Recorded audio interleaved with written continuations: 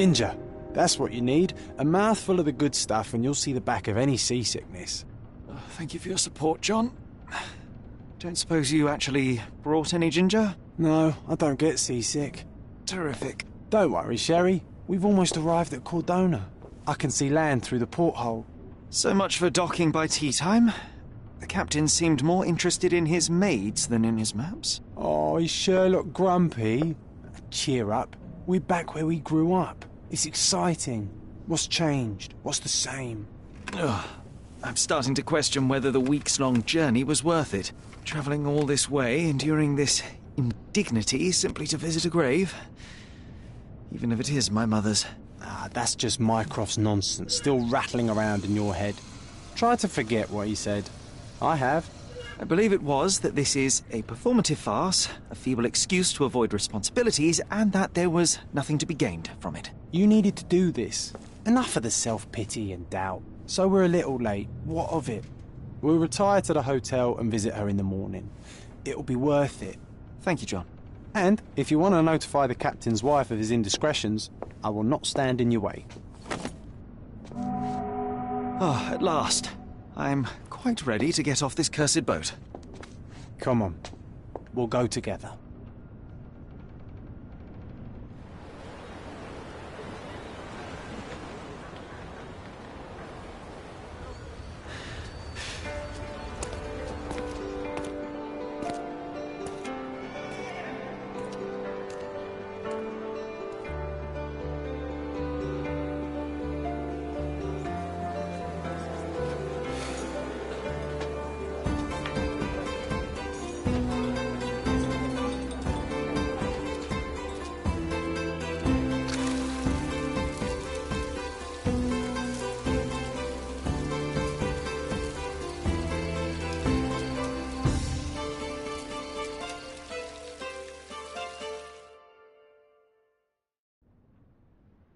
Hey, Sherry, come on, catch up. Yes, yes. Sherlock, don't get lost in this huge garden. Follow the sound of my voice. Welcome to Il Palazzo di Lusso, sir. Welcome to Il Palazzo di Lusso, sir. We just need your signature. There you are. Ah, Mr. Holmes. Yes, we have room 221 prepared for you. I see it was reserved for 2 people. Would you like a second key? Oh, no, I think we'll stick together. Very good. Rooms are upstairs, sir. Welcome to Cordona. Hurry up, Sherlock. I want to see our room. I hope there's a balcony with a view.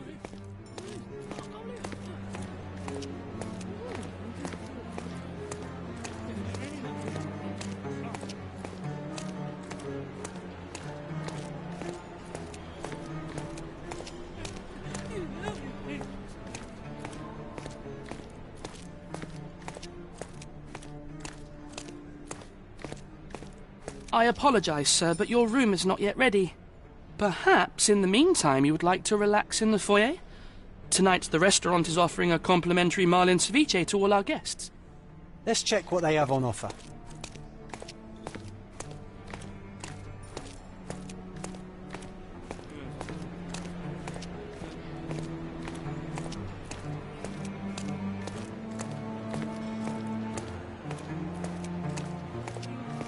Hey, Sherry, just our luck.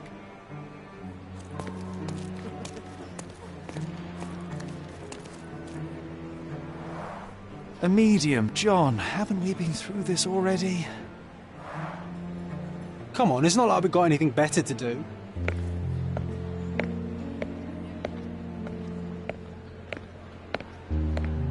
Excuse me, sir, but I believe Mr. Galich is conducting a séance at the moment. Perhaps you'd care to have your portrait drawn while you wait? Why?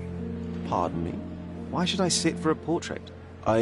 Sir, it's art. It doesn't need a why. It is its own justification. All things require justification, be they objects, systems, or beliefs.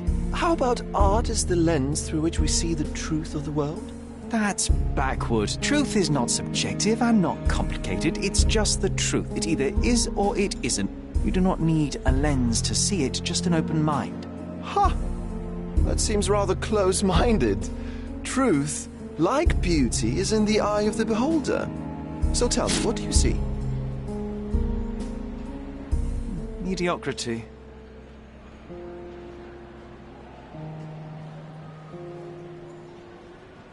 Come now, Sherry. What did he do to deserve that? The servant mentioned ceviche at the bar, Sherry. You should grab us some, and I'll find us a table. I'm starving. Okay, time to check if John found us a nice table for the evening. Sherry, I'm over here with my new Ursine companion. Cordona's even quieter than I remembered. It's going to be a long evening. Ah, come now, Sherry. What say we amuse ourselves with a little game? What were you thinking? Oh, promise me it isn't nonsense. After being cooped up on that boat, I am itching for activity. No. As you can see, someone left a cane on our table. I simply thought you could identify its owner. Ah, so it is nonsense. It'll take me a minute, John, at most. Well then, you can deliver it to him as well. Deliver it to him? Then what are the staff here for? Aesthetics? Stubborn, Sherry, too stubborn. You wanted something to do. Slapping oneself in the face is also something to do. That doesn't make it worthwhile. But all right, let me take a look.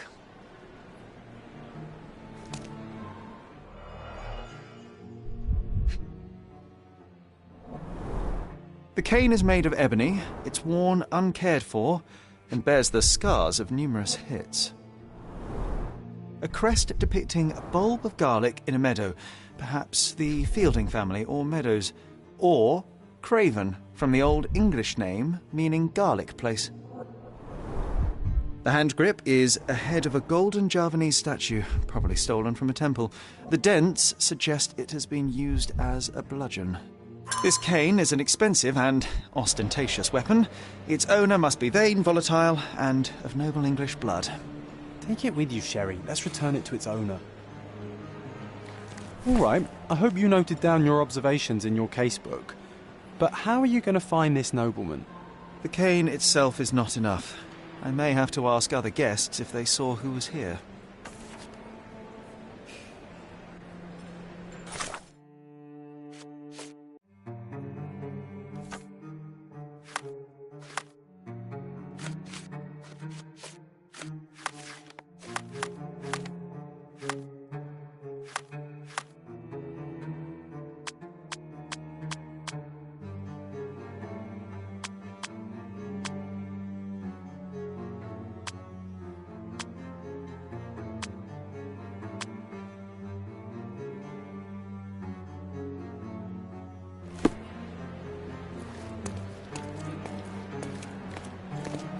Are you able to help me?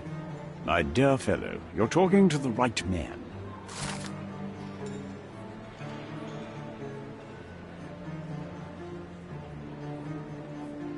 Well, even with your keen senses, Sherry, I doubt you'll find the cane's owner on your first try. Huh. And would you be confident enough to bet on it, my friend? Why not? Let's see how good you really are.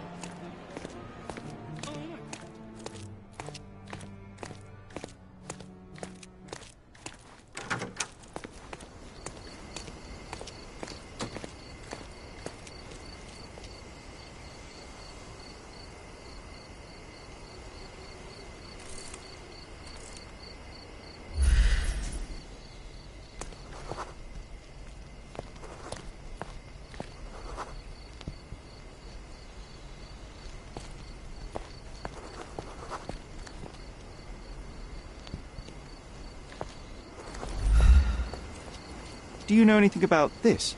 My dear fellow, you're talking to the right man.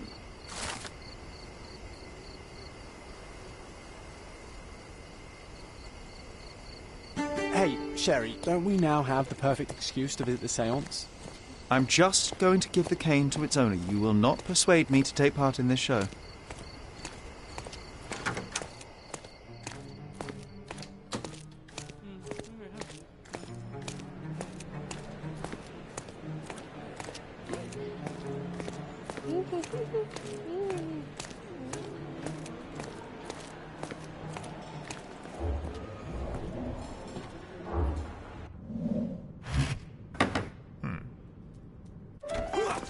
hotel, this island, it's full of thieves.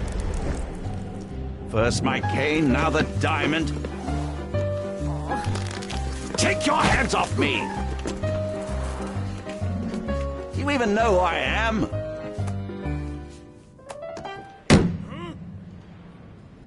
Hey, boy! That's my cane! I get that a lot. It's a very common design. What? No, that's a custom-made... A joke. A joke. It was left at my table in the restaurant. I thought it deserved to be returned. Well, I'll be... It is rare to encounter a straight-fingered true penny these days. What a gentleman. But I must ask, how did you know I was the rightful owner?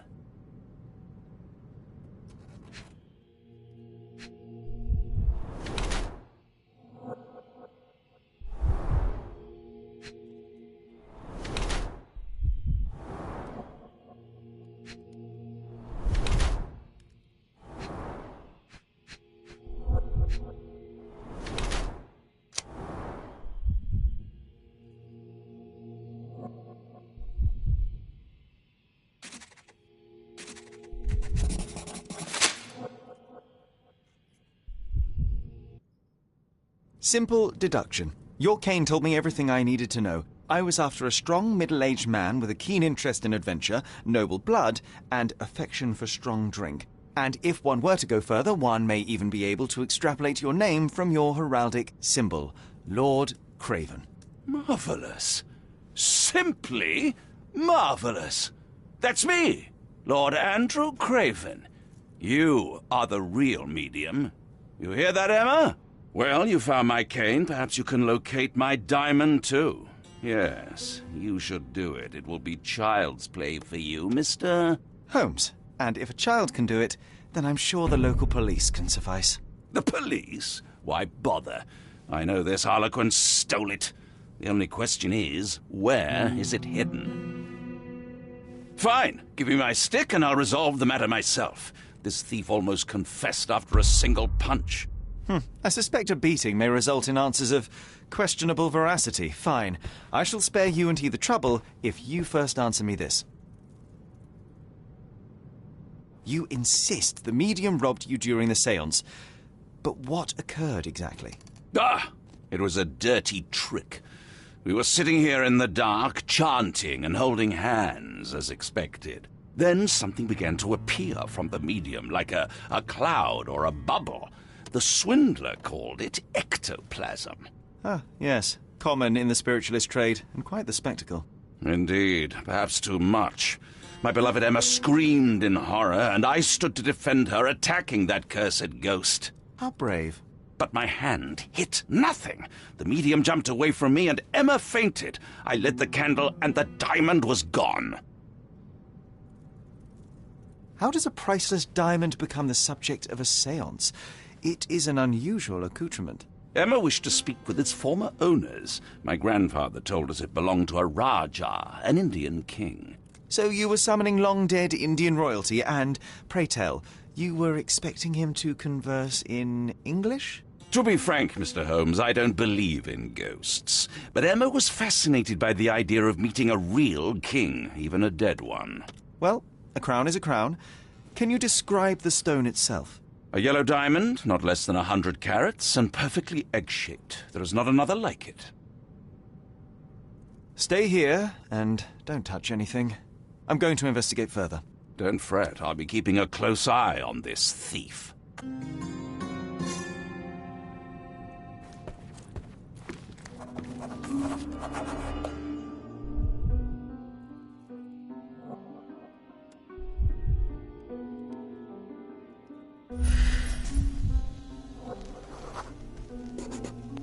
The diamond was placed on the table so that all participants could reach it.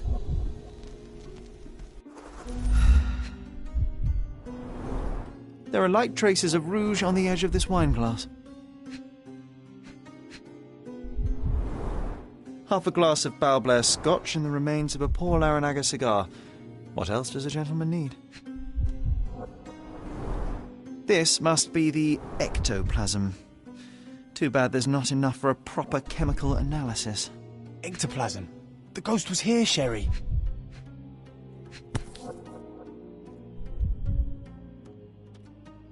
This brooch is old and cheap, but the moth design has its charms.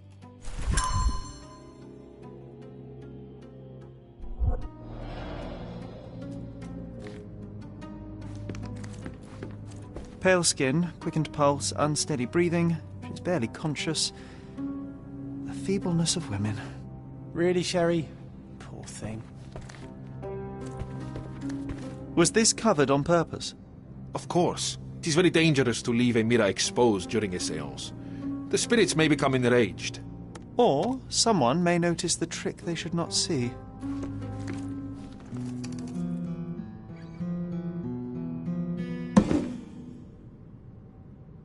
What happened here? I don't know. The ghost.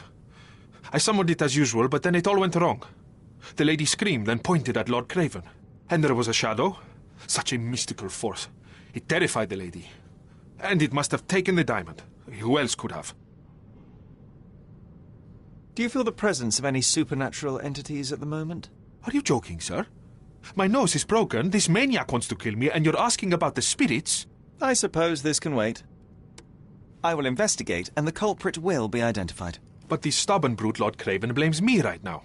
As if I could do something like that. Perhaps you can reason with him? Please? Seems like you're ready to delve into your mind palace, Sherry. I'm sure you'll make some good deductions.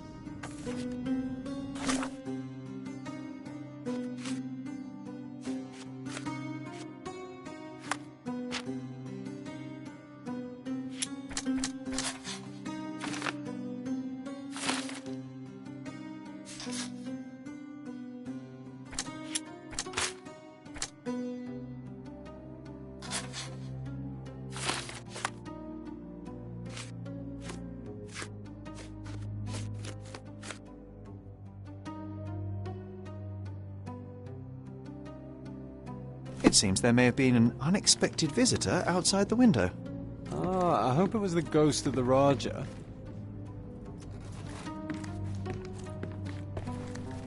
This hefty chair has nearly broken after hitting the wall. Could one man even lift it? At Cambridge, I was captain of the rugby team. It was no place for weaklings.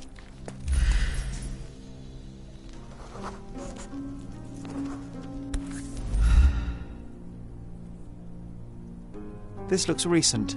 A shoe with a broken heel will surely leave scratches. All right, John. Do you think a ghost could leave this footprint? I'm reserving judgment. Use your keen eye to follow the trail.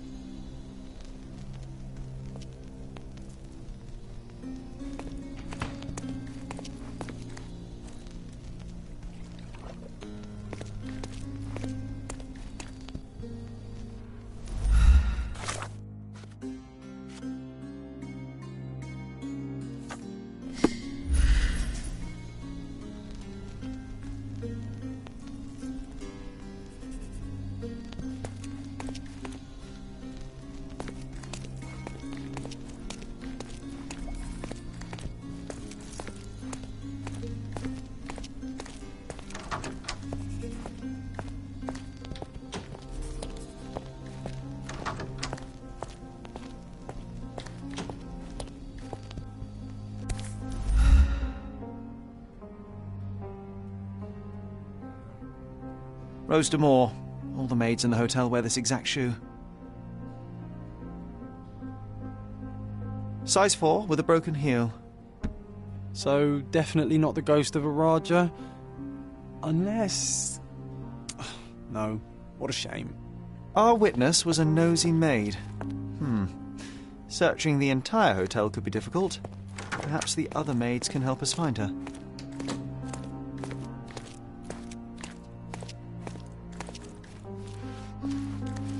Can you satisfy my curiosity? You look like an honorable man. I have some information for you.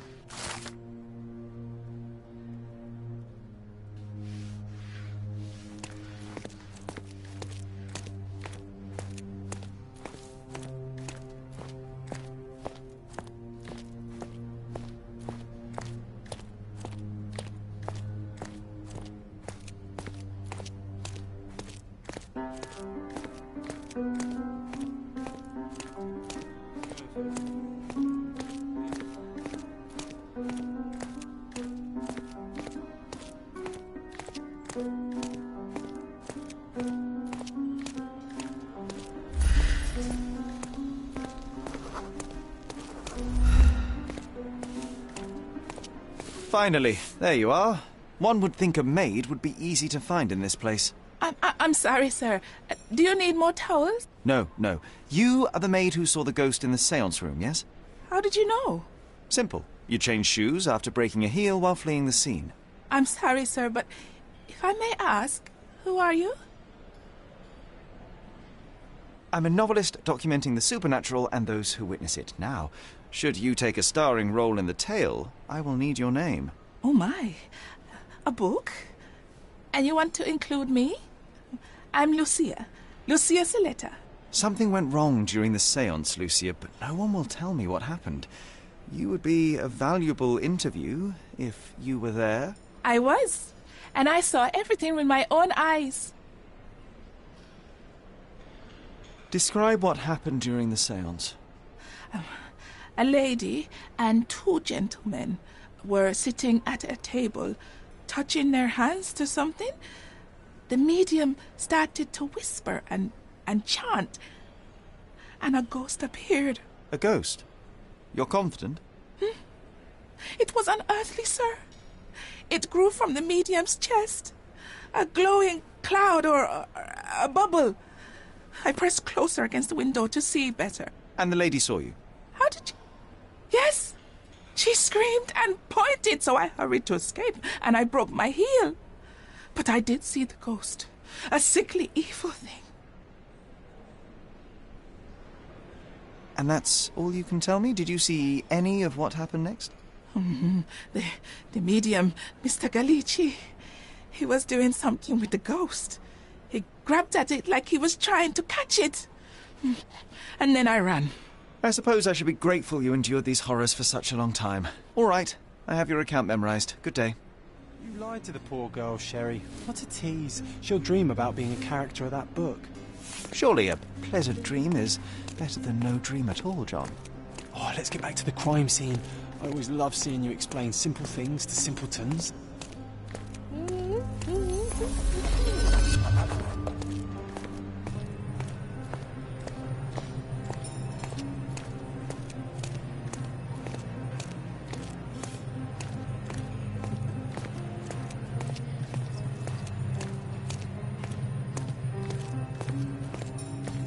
Lady Craven retired to her room to rest.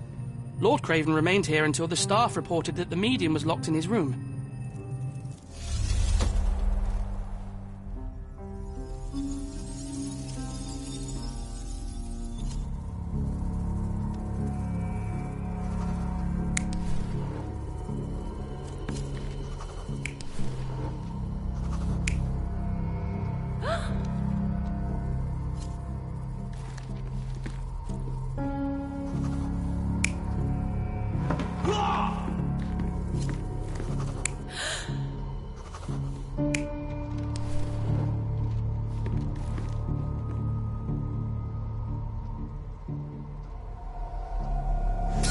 It all began when the lady screamed and pointed at the window.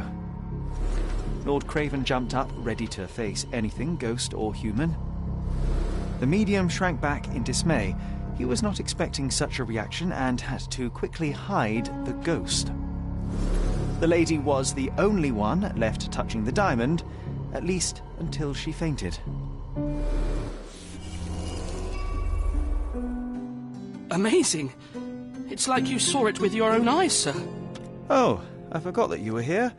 I guess I should discuss all of this with Lady Craven. The Cravens are upstairs in room 226. It is one of our finest suites. If the lady was touching a diamond, then she would have felt the ghost take it. What do you think it felt like, Sherry? A jellyfish?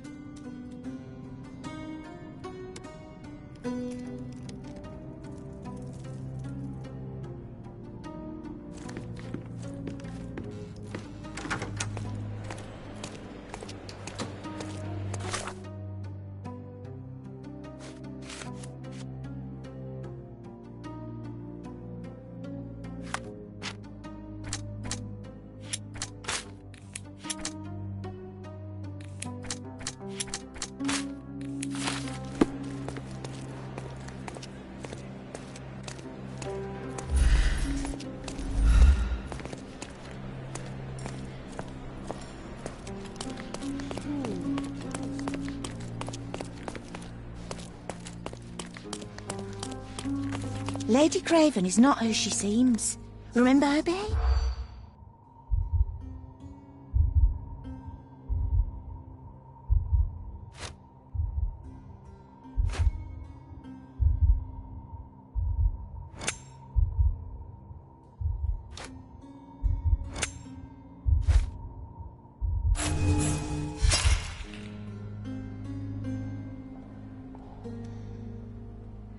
Lady Craven is not who she seems.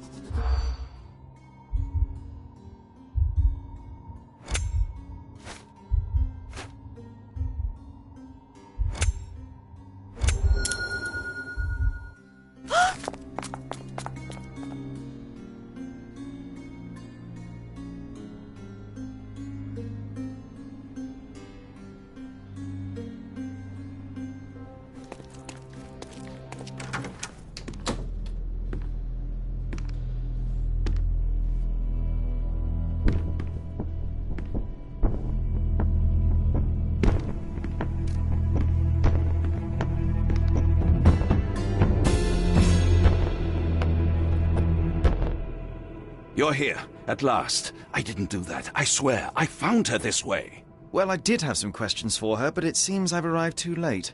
Now it's a matter for the police. Mr. Holmes, you said it yourself. They're children. They'll only make things worse. You promised me you would investigate. Investigate a theft, not a murder. Fear not. I will tell them all I've uncovered. Please, help me. The police will surely accuse me of Emma's death. You were the only one who can find the truth. Fine, but only because it's slightly more interesting than the walls of my room. Tell me what happened. Look, after you left, I waited in the seance room until the servants locked up Mr. Gallici, the medium. And was your mistress there too? Oh, so you know? I suppose I shouldn't be surprised. Regardless, the staff took Emma to her room. She was still feeling dizzy. So you didn't follow her. Interesting. Is Mr. Gallici still being held, and where did the servants secure him? He's in room 225, but that pigeon-livered man at the reception desk refused to give me the key. Well, I will have to visit reception myself, then. Perhaps he will listen to reason. Where did you go instead? To the bar. It had been almost an hour. I see. And how long did you stay? I partook of a well-earned whiskey or two before retiring upstairs. Ask anyone there. Now we arrive at the tragedy at hand. So what transpired after your detour to the bar? I headed up to my room to find Emma on the bed. I didn't pay her much attention at first.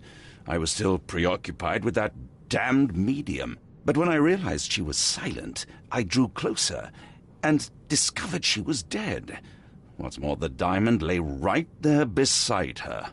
Oh, well, that is splendid news. Splendid? The return of the diamond will be cold comfort if I live out my days in a jail cell. You must help me. Let me see what I can find. Barely an hour has passed and you already have yourself a murder mystery, Sherlock. Why am I not surprised?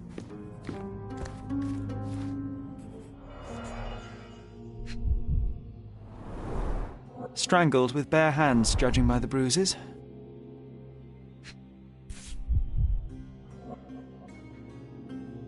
This must be the missing diamond. A tremendous specimen, now forever tainted.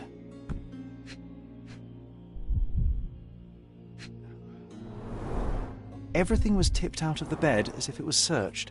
Do you think she stole the stone? It's certainly possible, but we won't get her confession now. Well, there is a professional medium right next door.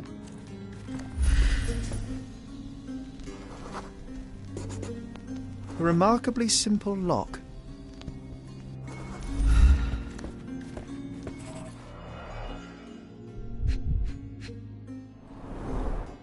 Fard Rouge Calomel Mascara, a real altar of beauty for the travelling temptress.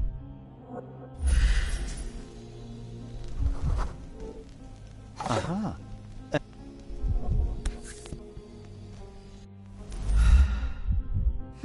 This ring looks out of place among the others, and the design is familiar.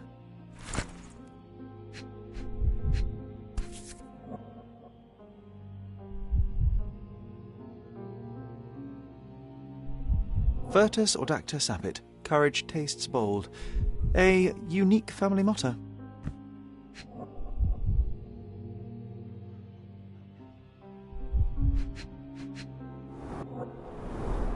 Several £1,000, that's quite a fortune. The mystery deepens. A victim with a checkered past and poor taste.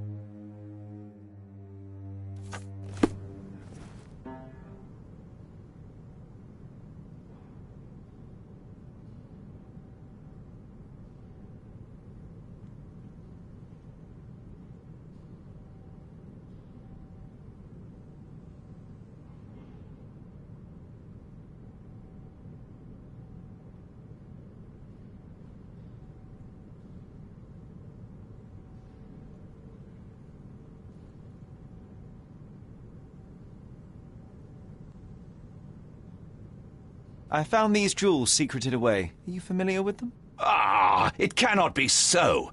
That deceptive wagtail. How could she do this? That sounds like a yes. These items were supposedly stolen from us during our trip. I must have spent hours reporting it all to the police. And it turns out she had them all along. The trollop. I'd kill her myself were she not dead already.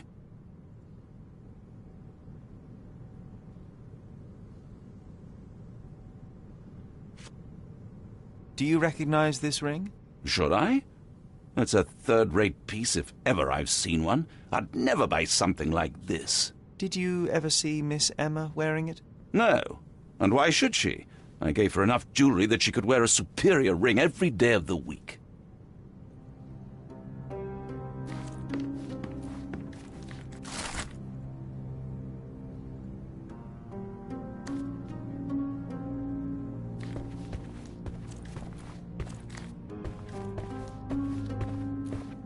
Someone was not happy with his post.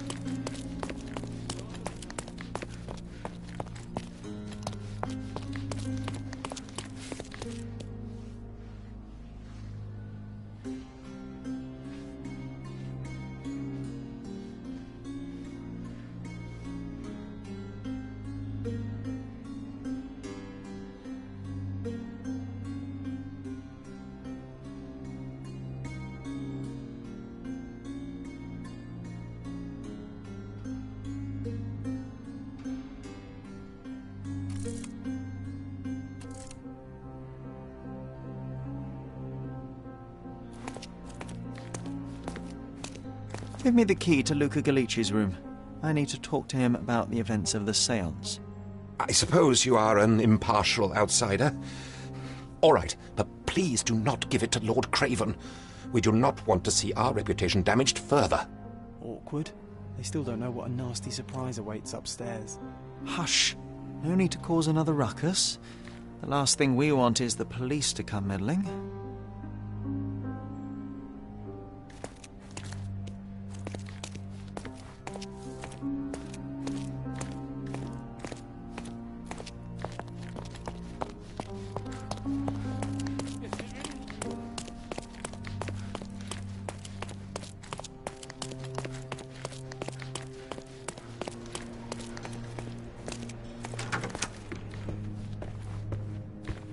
I'm afraid I can wait no longer to hear your account of the séance, Mr. Galici.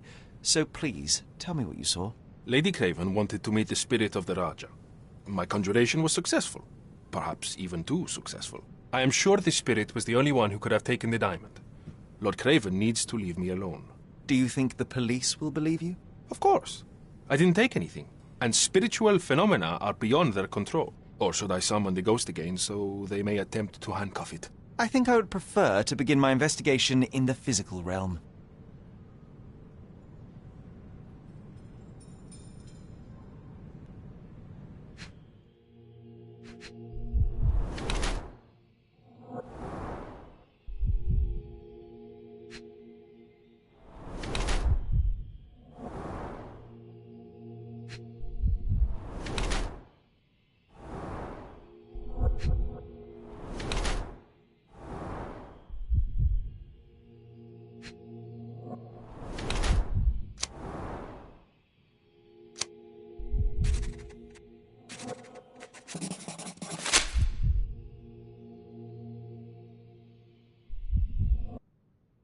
I have shocking news that changes your situation entirely. Oh, no, wait. What am I thinking? The spirits will have told you this already. I'm not in the necessary state for summoning. The spirits preferred clarity of mind and soul. Please, tell me. Lady Craven died in the very next room while you were in here. Did you not hear anything? What? How? In fact, I did hear noises. That Craven is a very loud man. But I never thought he would do that to his wife. Well, you claim to be a medium. Perhaps you could ask her spirit why. What? No, it's too dangerous. Oh well, at least I can make the dead talk. Those scratches on your hands look rather painful. What happened to you? It was those savage servants. They were so rough bringing me here as if I was trying to escape. When I'm free, I'll demand compensation.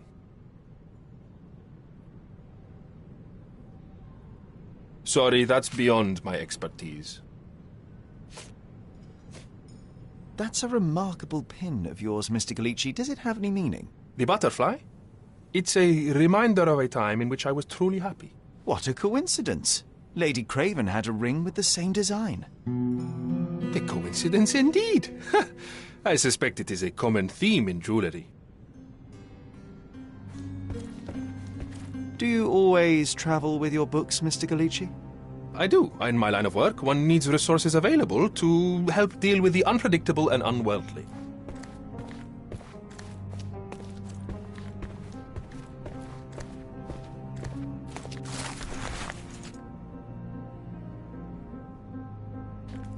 A familiar substance. It's the ectoplasm that stained the seance table, but this time there's enough for analysis. Tools and accessories for masterful prestidigitation. Or weapons and defences against visitors from the great beyond.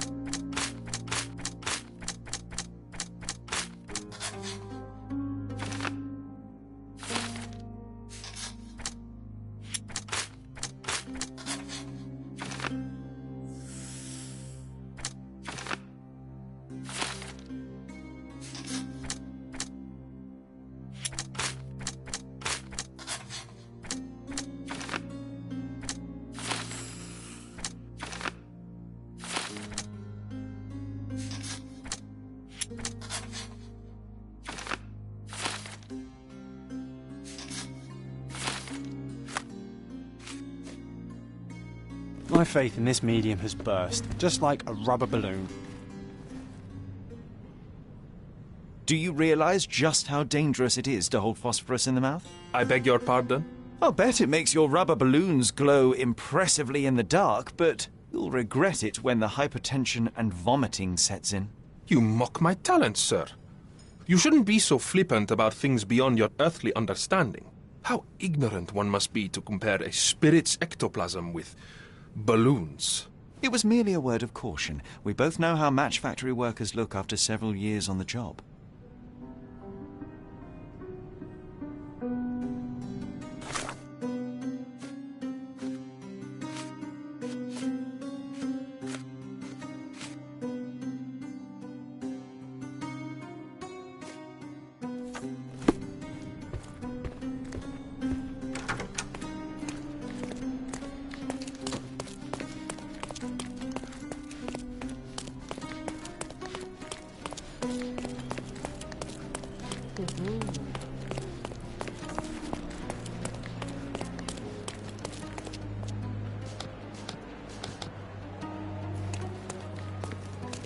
Sorry.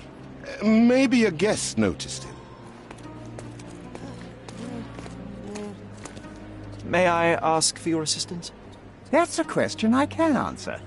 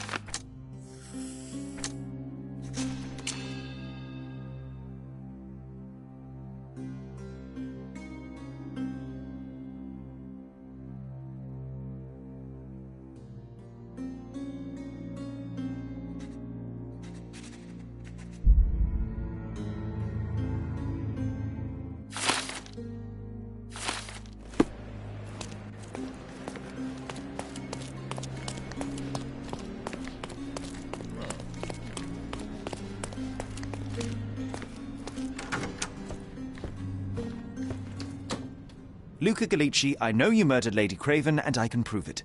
That would be a grand story for the newspapers. But where's your proof? I was locked in here and could not hurt a fly. Yes, the locked room. Good of you to mention it. I inspected the door between the rooms, and the lock on it is piteous. You could open it with a penknife. So I am now a burglar, as well as a thief and a murderer? As for the motive, it's obvious that you deduced that Lady Craven was the real thief. Of course, it helped that this was not your first encounter with Miss Emma. I don't know what you're talking about. How on earth can you believe this? I think the police will easily find the proof when they browse their archives. Your wrists are bloodied, and there's no way a servant's manhandling could cause such an injury. It was Lady Craven as you strangled her. You are fantasizing, Mr. Holmes. It is done, Luca. You will be arrested. Your best strategy now is to confess and hope your reasons were justified. I don't know how you figured it out. But yes, I killed her. I had to. This woman could not get away with ruining my life twice. Twice? I knew Emma before she was a lady. I mean, she pretended to be noble back then too. But only so our gang, the Moths, could steal from those snobs.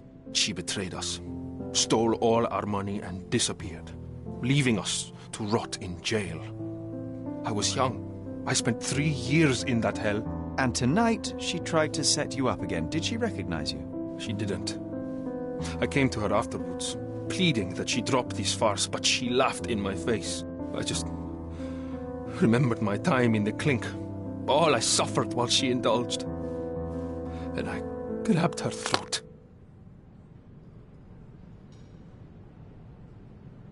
Murder is murder, Luca. You could have told Lord Craven the truth and seen Miss Emma's downfall, but you could not restrain yourself. He would never believe me. We will never know. Still, perhaps a jury will be more easily swayed. If not, you'll get to see your friends in jail again soon.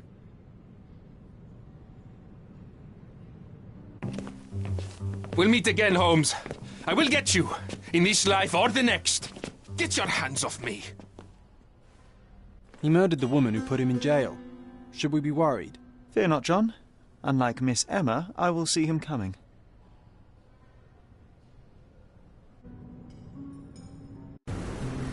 That was too much fun, Sherry. I'm buzzing. Buzzing. Wasn't it fun? A woman died, John. I was too slow to the truth, too hesitant to intervene. How can you... Oh, lighten up. Those people made their choices. If you swan about with a diamond in your pocket, that's what happens. Wealth is a weakness. So we must blame those who covet it. With enough money on the line, Sherlock, a man will do just about anything, even murder. And then we get to solve it. I suspect you perhaps cannot grasp the true horrors of mortality, John. Oi, I am aware of my perilous existence, thank you very much. I must admit, even if the outcome of the adventure was imperfect, there was some pleasure to be had in the puzzle. Well, Cordona seems more depraved and decadent than we thought. I bet you'll get another chance. A bet, you say? A figure of speech.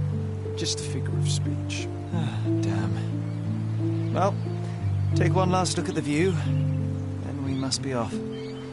It's time to do what we came here for.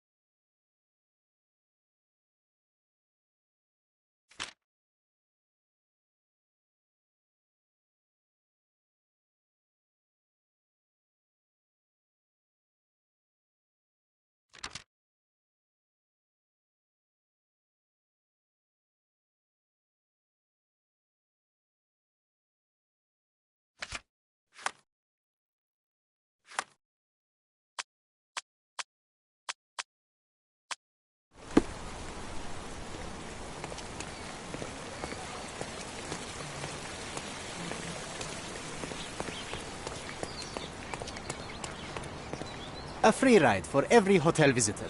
Just tell me where to go.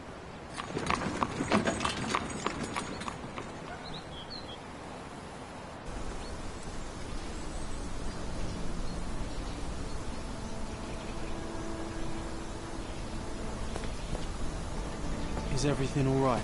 If you don't feel up to it, I won't tell anyone. It's just a goodbye, John. It won't be difficult. I've already come to terms with my mother's passing. So you really don't remember? To what do you refer? The funeral. Sherlock, you were distraught. At first, I thought this visit would dredge up those feelings, but you've been remarkably level. John, I think I was too young to understand. I couldn't fathom why she would leave me. Perhaps that pain is best left forgotten. On the contrary, it's why I'm visiting her grave. To remember her. I thought you wanted to remember, Sherry. Concentrate, and I'm sure it will come back to you.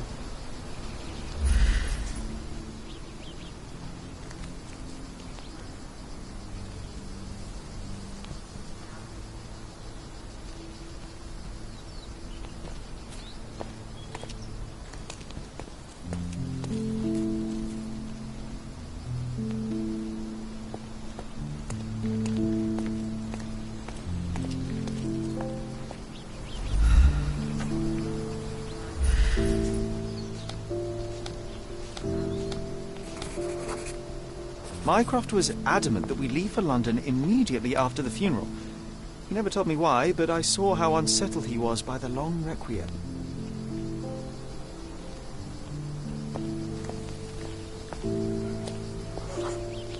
The service was sparsely attended.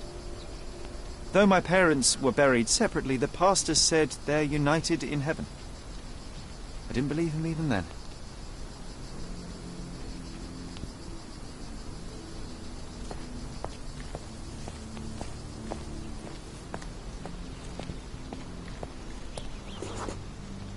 wanted to see her one last time before the coffin was interred and say how I loved her. The chance never came. I feel rather faint. You're fine, you're fine. It's over now. You remembered everything. It will get easier soon.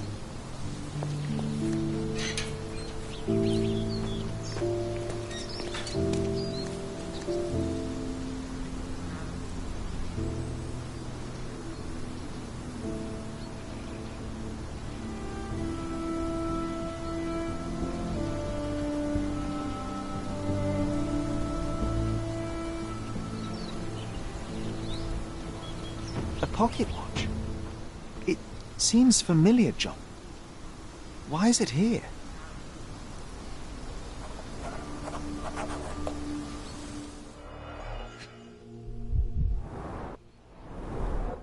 Rest in peace, Violet Holmes. Goodbye, Mother.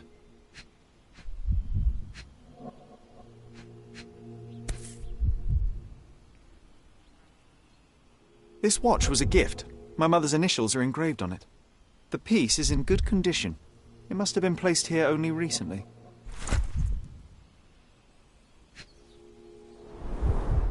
A candle in a small puddle of wax. It cannot have been lit for more than half an hour. Is this really how you want to spend this time? This is my mother's pocket watch, John. Who put it here and why? Are you not in the slightest bit interested?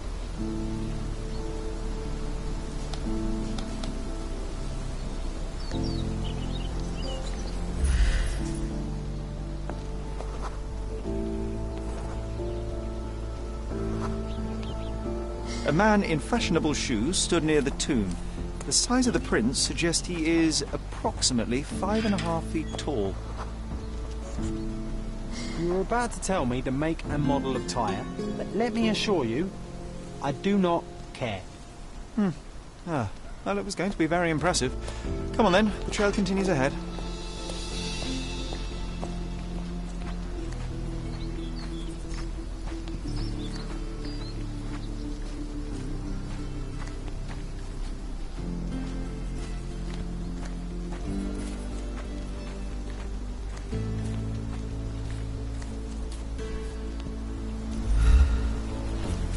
He mustn't be far away to leave it unattended.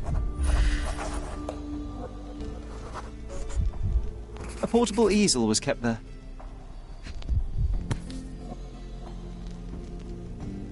The Hospitaller crypts. If memory serves, they're located at the far end of the cemetery around an old tree.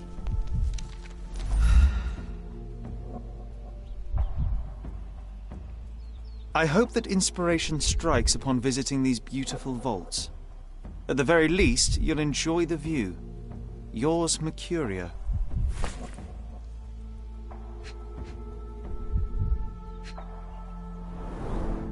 It's stained with oil paint. An artist working in a cemetery? Do you think he'd paint my portrait?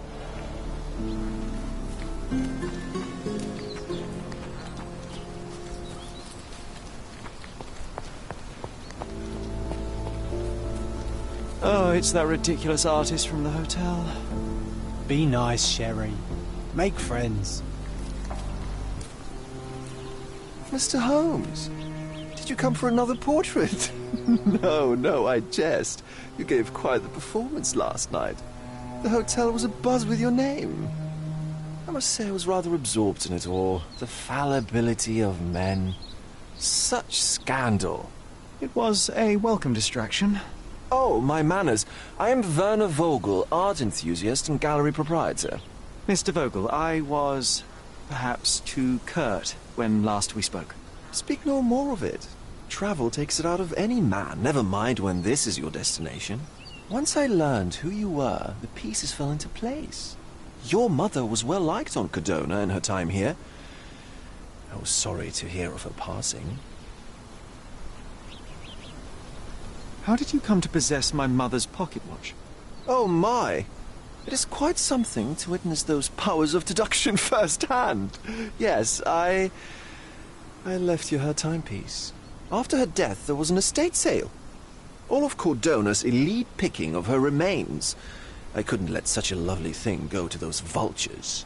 When I learned your name, I could no longer keep the watch in good conscience. It is yours by right, and I knew you'd find it here. Thank you. I'd forgotten all about it, but the moment I saw it, I knew it was hers. Amazing what the young mind forgets and the older can recall. Rather odd, loitering in a cemetery. I suspect you'll win, but I'm here for my art. There's beauty everywhere if you look, even in decay. A little darkness brings out the light. Now, a diligent observer might note that you too were loitering in a cemetery. What brings you here? Closure answers penance? Closure, I suppose. And what is closure? Mere proximity? Understanding. Acceptance. You didn't understand from afar. You had to come here to accept the truth of her death? Of course I understand. She died of consumption, drowning in her own blood. Your mother? Yes, my mother. I must have been misinformed. I'd heard otherwise. Otherwise than consumption? No, you'd know better than I. I'd heard talk of a police investigation, but Cordona is a notorious gossip. And what does it matter? She's passed on either way. She has. Well, I shall intrude no longer. I'll leave you to your closure. Do stop by the gallery if your travels permit. Farewell.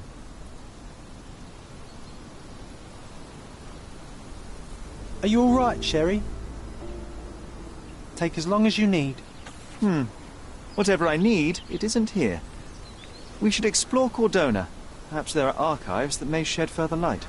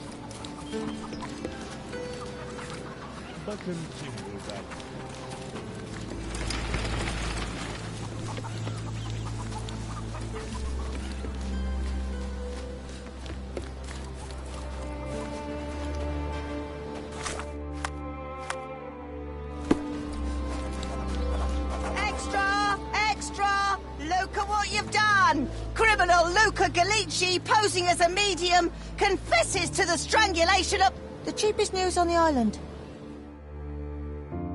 Thank you.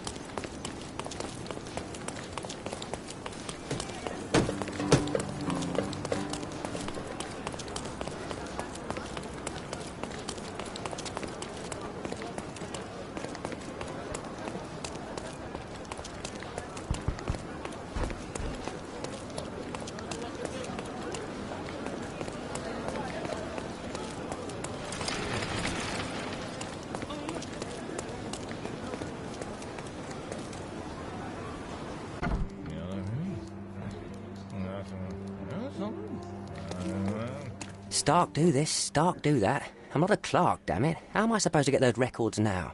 Yes? What is it? Would you like to report a crime? No, I wouldn't. My name is Sherlock Holmes. I want to use the police archives. Wouldn't we all? I'm serious. So am I. Officer Logan locked himself inside and he's not letting anyone in. What happened exactly? A tailoress from Scaladio's been robbed. Logan spent 2 whole days at the shop sketching the thief, and she still insists that it's all wrong. That shrew drove him up the wall, she did.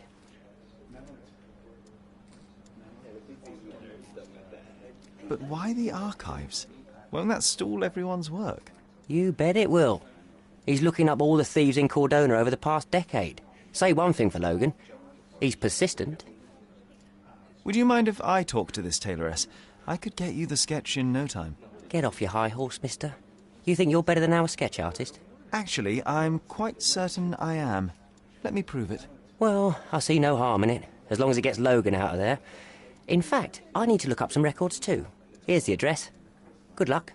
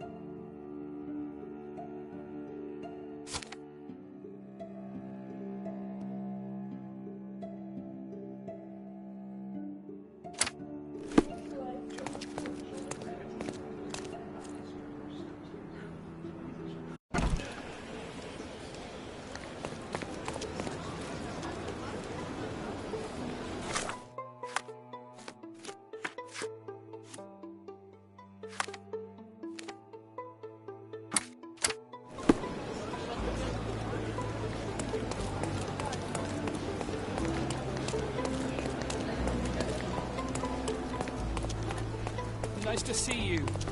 It's a busy day today.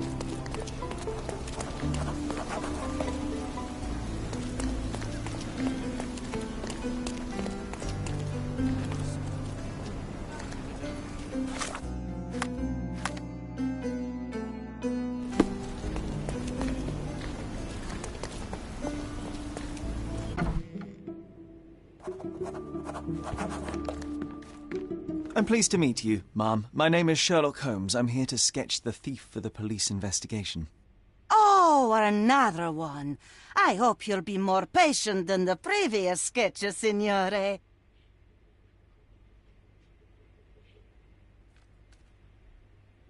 Can you describe the thief for me? He was all ugly and beat-up looking. An utter rascal if ever I'd seen one. He gave me a nasty look from behind his glasses and then made himself scarce. And that's it? Could you be more specific? He was a total villain, I told you. How much more specific do you want me to be? All right, never mind. I suggest we do it differently. You have a great many clothes here, haven't you? I Why, of course, but they're not for sale. I only do tailoring and mending. No matter. I'll attempt to disguise myself as the thief, and you'll tell me if I get it right. As you wish, Senor Holmes. Where can I find the clothes? They're in my workshop at the back. Be careful, won't you?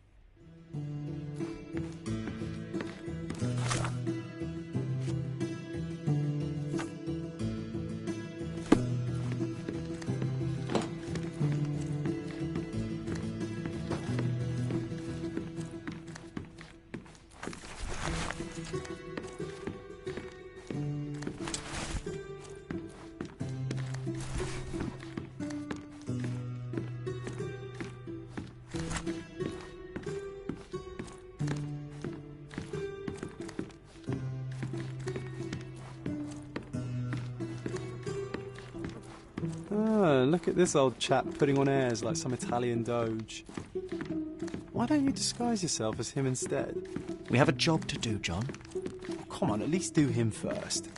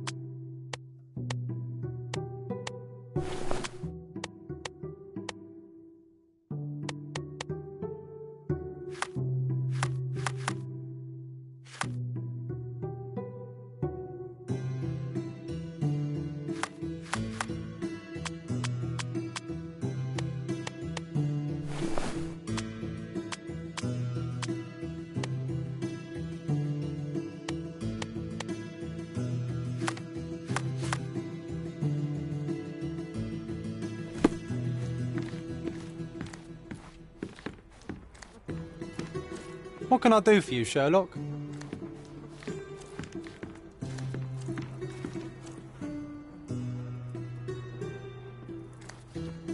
What can I do for you, Sherlock?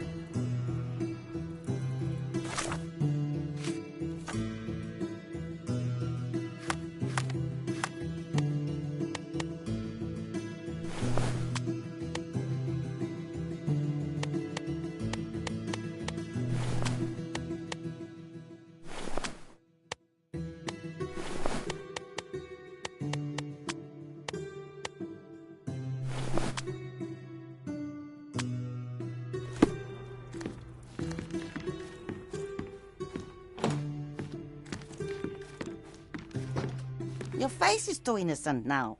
What do you mean, too innocent? There was something evil about his face. Like a moustache. Yes, the kind that all villains twirl as they plot their evil plans. I'd say that not all villains wear moustaches, but I get your point, Mom.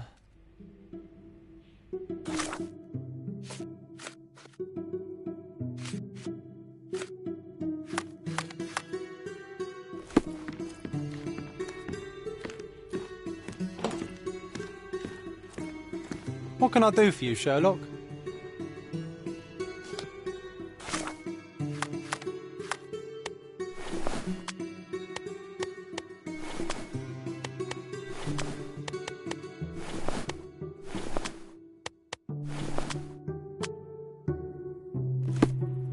What can I do for you, Sherlock?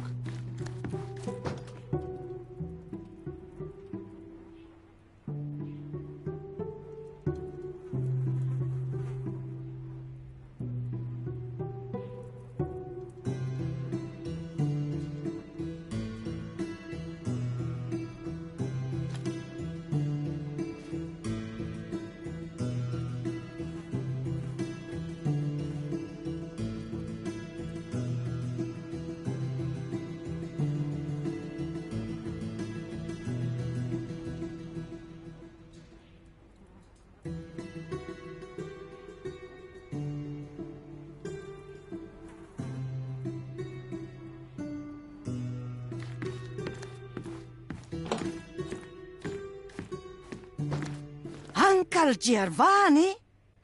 Oh, signore, you look exactly like my uncle. He's the grandson of the Doge of Venice, you know.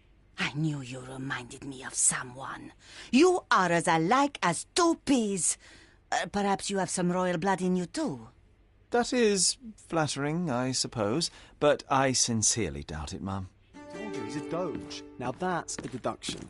He's not an actual doge. If you say so, my lord, the doge.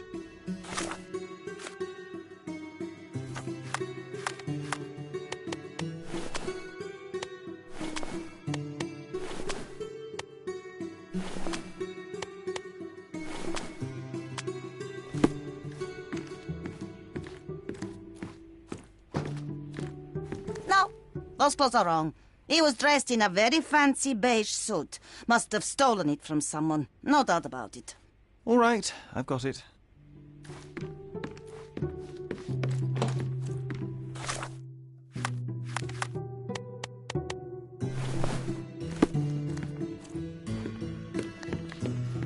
He was wearing a hat. Didn't I tell you about the hat? It didn't go well with his suit. That man had no dress sense at all. Well, what did it look like? Oh, just a regular hat, you know, black.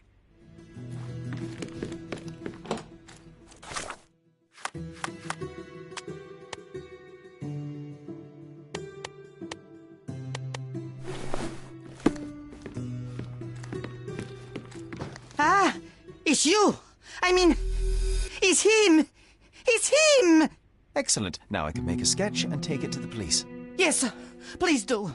That rascal is still on the loose. I hope they are better at catching than sketching. Before I go, Mum, are you quite certain that you don't have any clothes to sell? Well, I suppose you can take the police uniform. An officer forgot it here years ago, and I don't have any use for it. If you want to buy clothes, visit the outfitters. You can find them all over Codorna. I hear they even do free rentals now. Let me show you where the nearest one is. Thank you very much.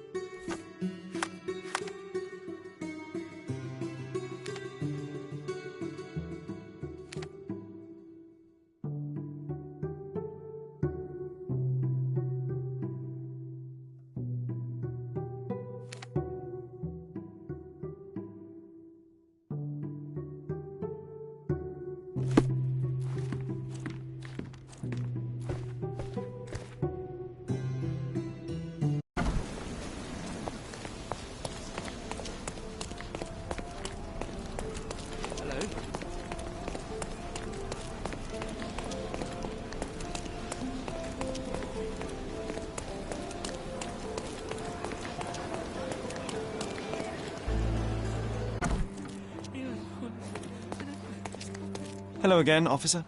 I've spoken to the tailoress and made a sketch of the thief. It was child's play. No, really? And she didn't give you any trouble? No, no trouble at all. She was quite tolerable. Huh. Who would have thought? Hey, Logan, we've got the sketch. Come on out. Can I use the archives now?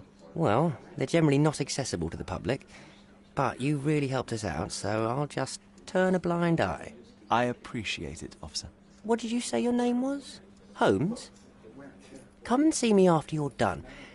I may have a proposition for you, Mr. Holmes.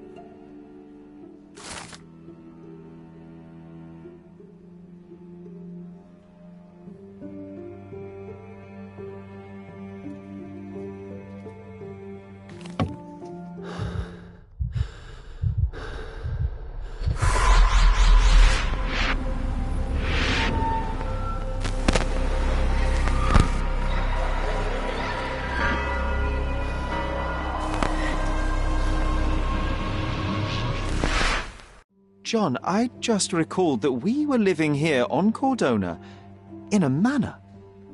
And there was a policeman. Really? What else do you remember? What happened to our mother? The memory was vague, a mere flash. I have to find our house. Absolutely. Let's do it.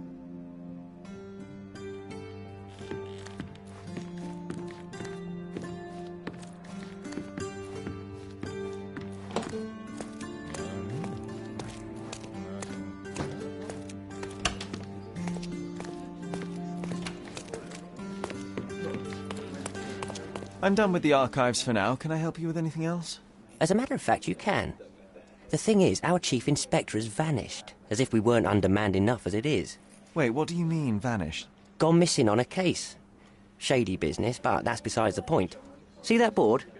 Pending cases are posted there for any available officers to investigate. I would take them myself, except that I've been told to work the reception desk, like some clerk. Yes, we're that short-handed. I understand your predicament, but what does any of it have to do with me? I may be available, but I'm certainly not an officer. Oh, don't worry about it. Consider yourself a temporary one-man independent police force. That's a bit of a mouthful. There's just one small, minor, basic formality. You'll need to complete our physical training course. Easy. Well, I'm not one to balk at a spot of exercise. What must I do? That's the spirit. Sergeant Ermey will show you the ropes. Follow me.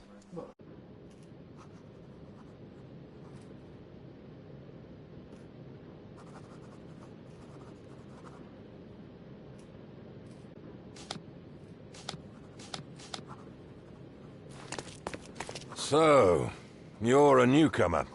We must be desperate to ask untrained civilians for help. You're lucky to have a well-trained civilian with a brand new auto pistol in his arsenal. An automatic?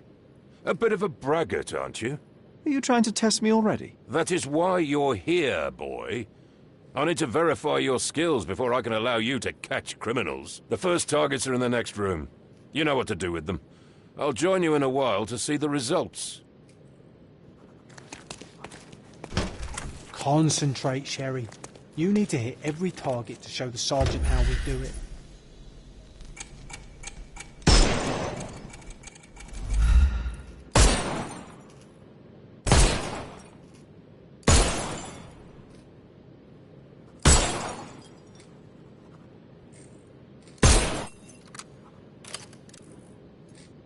Hooray! Proceed to the next room. Meanwhile, I'll fill out the paperwork. Come on, Sherry. It's just like in childhood.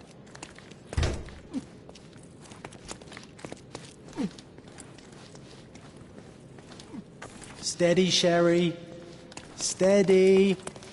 And go. My favourite mannequins for attack. Let's strike them ninja style. Aim for where you might take advantage and don't forget the environment. I could do this all day. Please don't, Sherry. We don't have that much time. Our enemies might be stronger than us, but we rely on our wits. Shoot off their armour.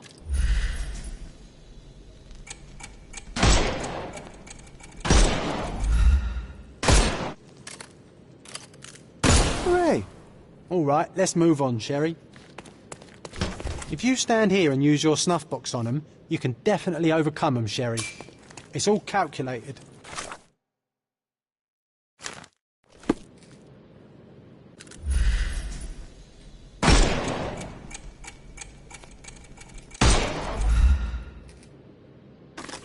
Sherry, you've guessed that you can't use the powder when he has a helmet. I've been sending you brain signals. Helpful advice, John. I would never have guessed. Good job, new boy. Well, I'm almost finished with the paperwork. Let's talk about your results. Well, I must say your results aren't as bad as I feared. Perhaps you're not completely hopeless, but true combat is quite different from shooting stationary targets. I'll handle it just as easily. Well, that's what we're going to find out. Now, we'll test you against our men. Your task is to detain them, not to kill them. So don't go shooting anyone in the eye. That goes for in the field as well. Even though you'll be working with the police department, that doesn't mean you have a license to kill. Here, take these. They are blank rounds. So, are you ready? Always ready. Then let's get cracking. Worried? Not at all. I can hit them all with one shot. Good luck, Sherry, and remember, the surroundings are your playground.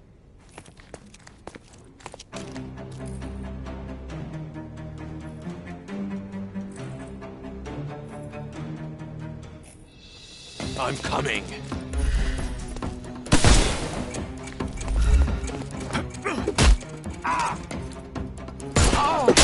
Ow! Don't bother moving. You've lost.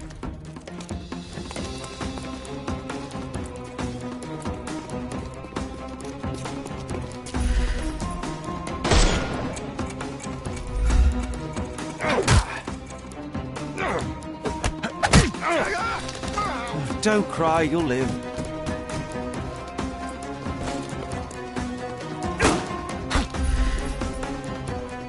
We can overcome the brute now.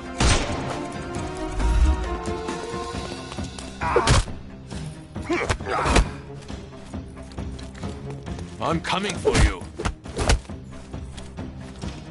Just weaken him first. I couldn't miss the party.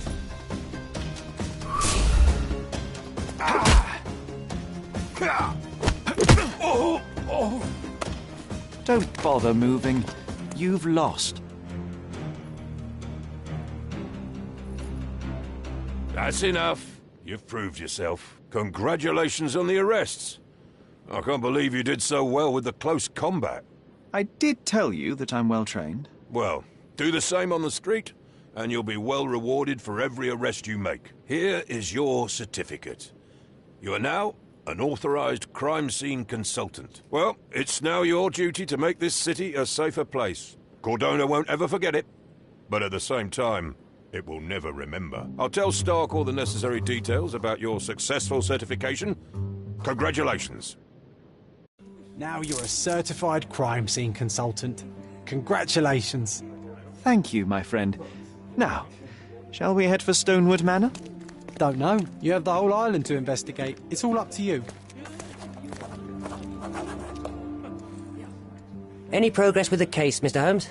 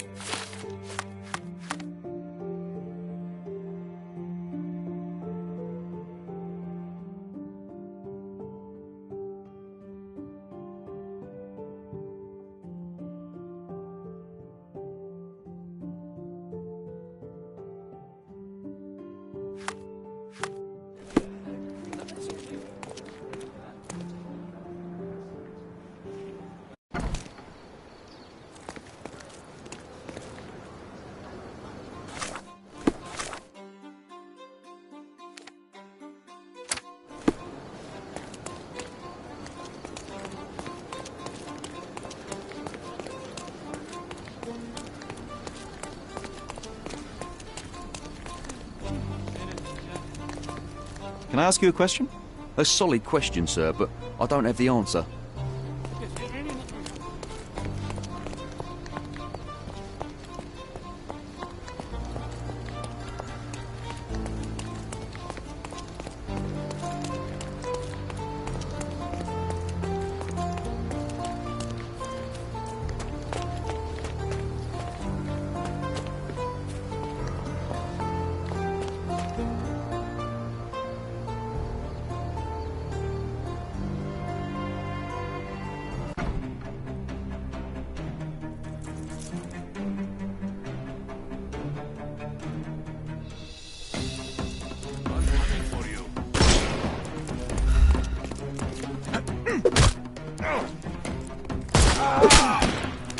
No more crime for you until next month.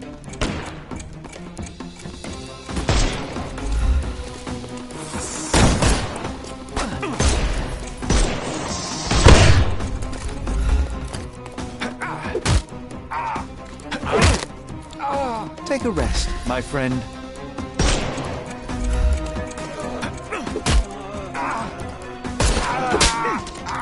Don't bother moving. Give him the pepper snuff.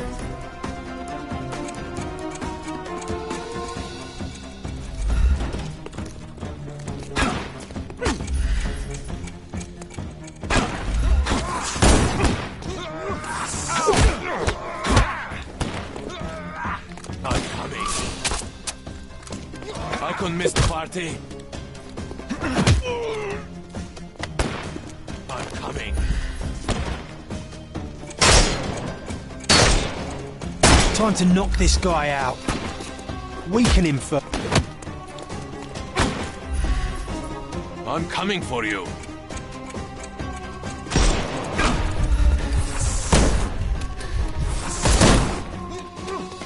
I thought we were against murder.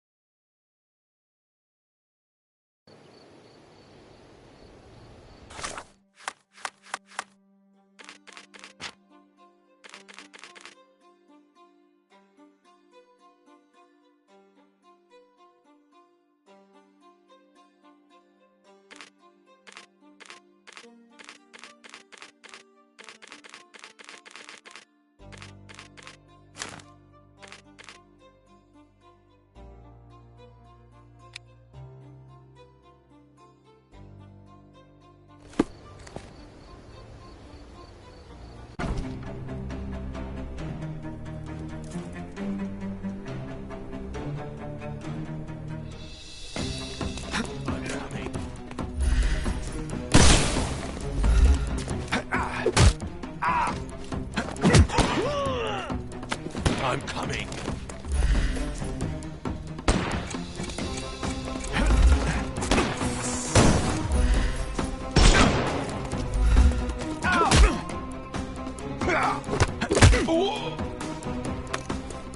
Don't cry, you'll live.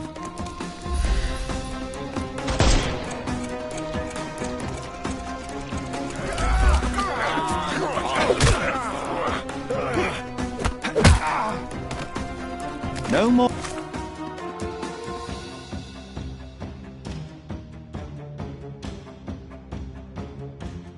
Crime for you. The snuff's ready. Take this!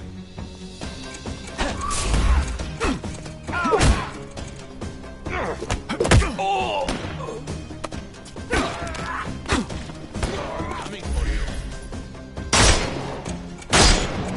I thought we were against murder.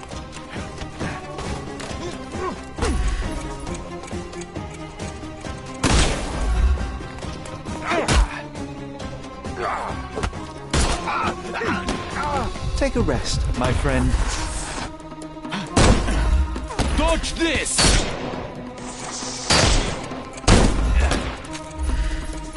We can overcome the brute now.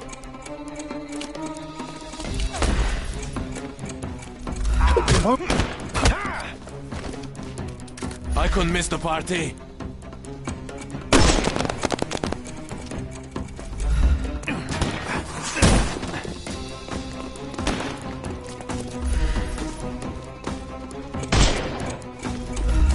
I'm coming.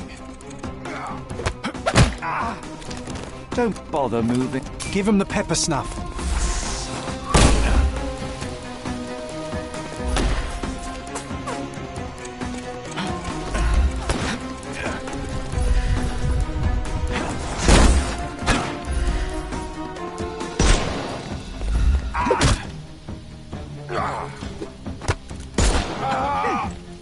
Take a rest, my friend.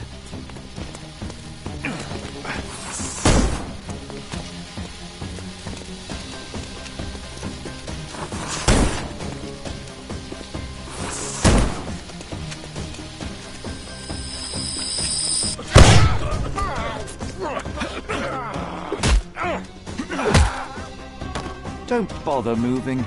You've lost.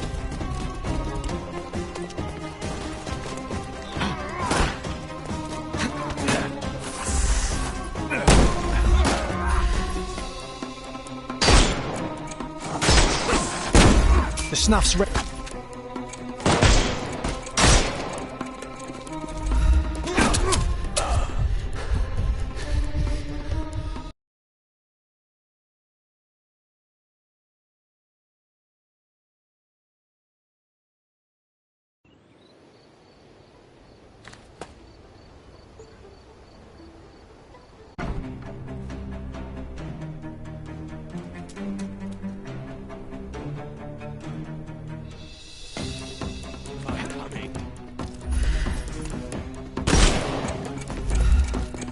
I couldn't miss the party.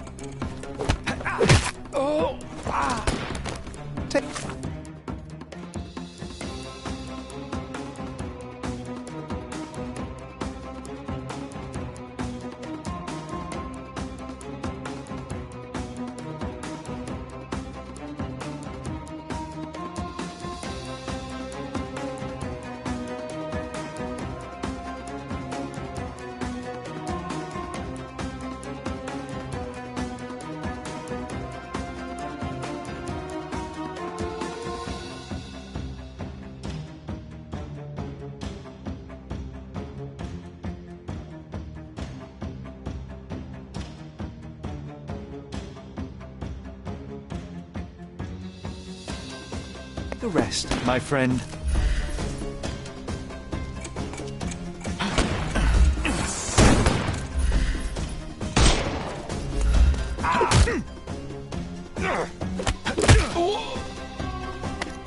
Don't bother moving. You've lost.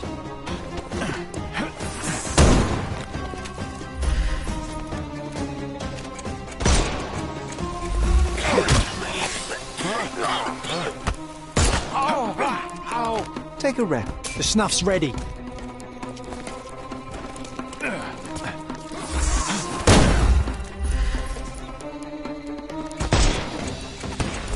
I couldn't miss the party.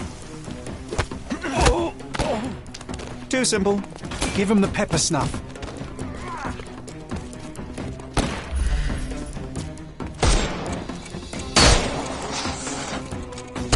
Get ready for some pain.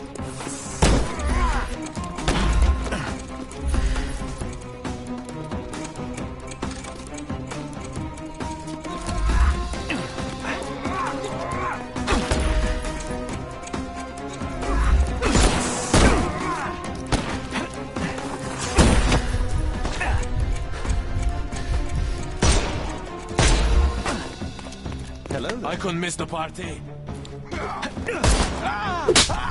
Don't bother move. The snuff's ready. I'm gonna hurt you.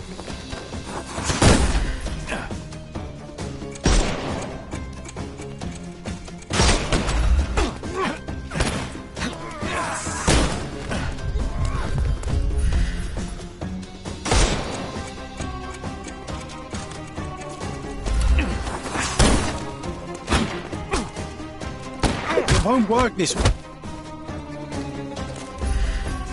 I'm coming. Too simple. Give him the pepper snuff. Just die.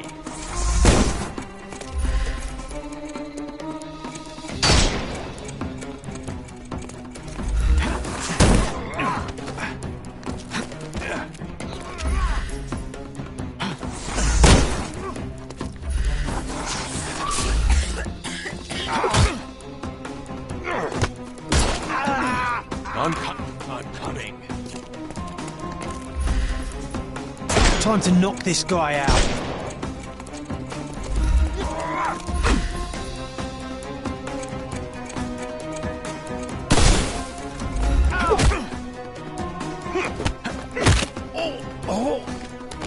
Too simple.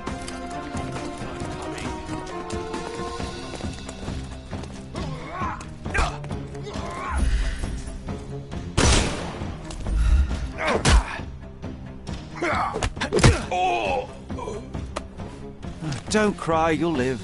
The snuff's ready.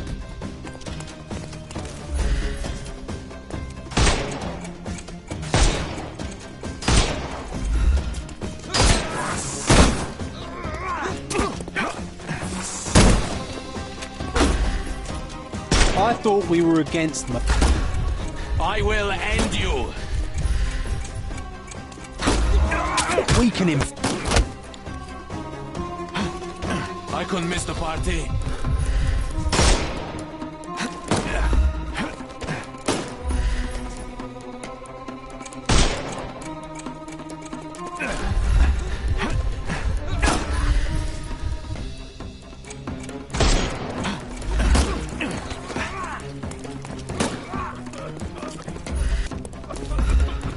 Get ready for some pain. Too simple. Give him the pepper snuff. We can overcome the brute now.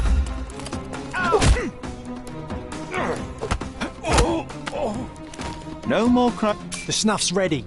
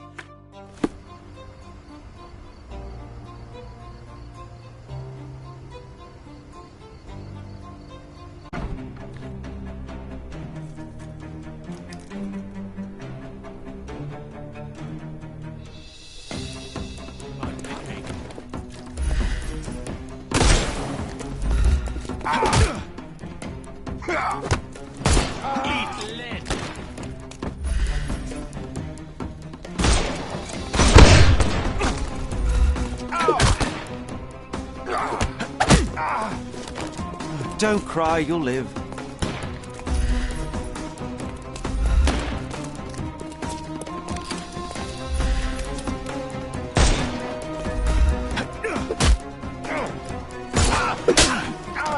Don't bother moving.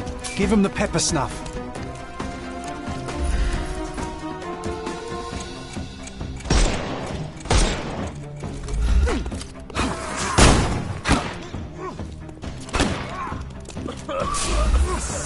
I'm coming for you. Ow! Don't cry, you'll live. Time to overcome him. Don't rush. I'm coming.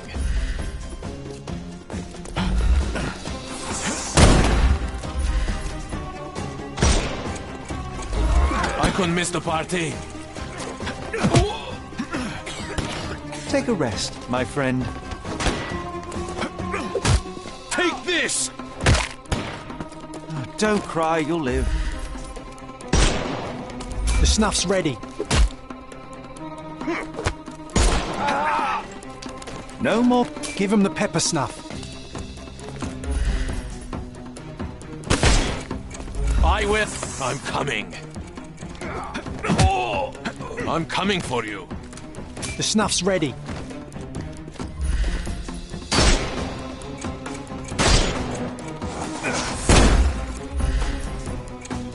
He's all yours now. Go for it.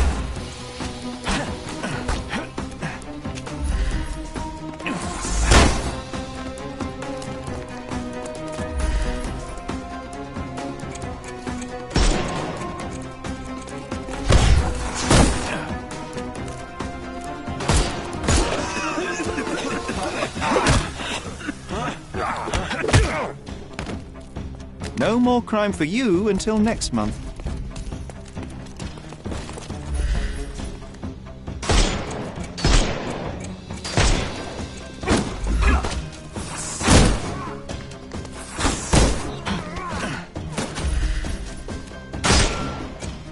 Time to knock this guy out.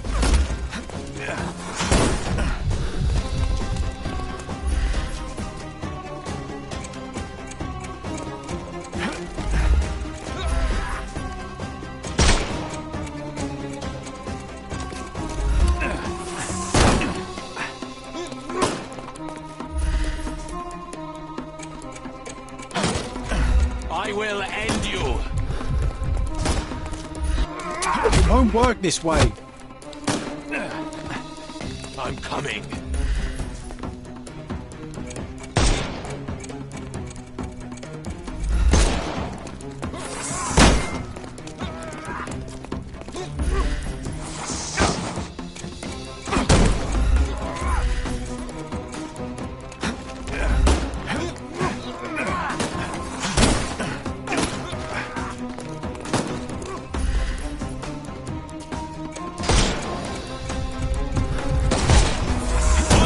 Hurt you!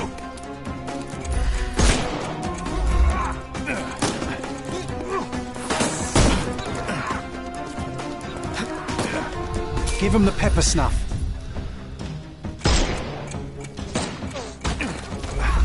Take this!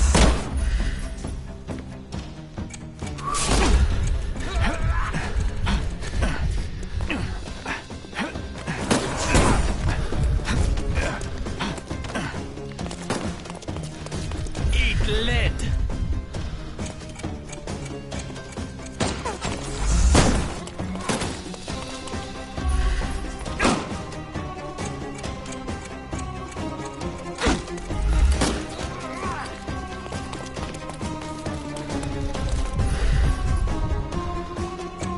He's all yours now.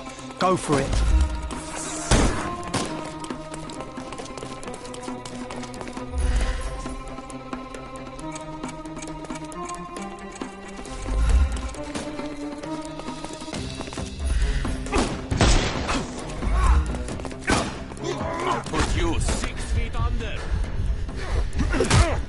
Don't bother moving. You've lost.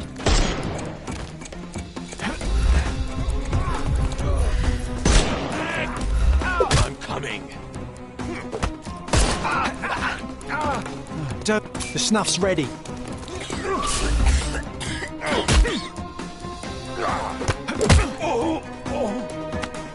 Too simple.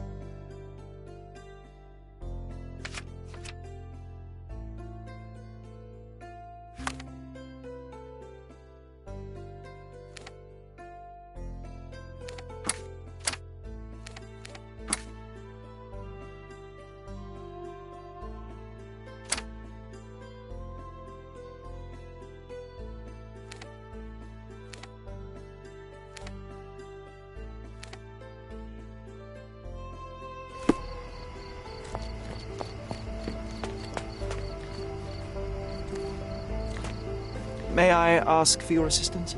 So you think if you have money, we should bow to your whims? No, sir.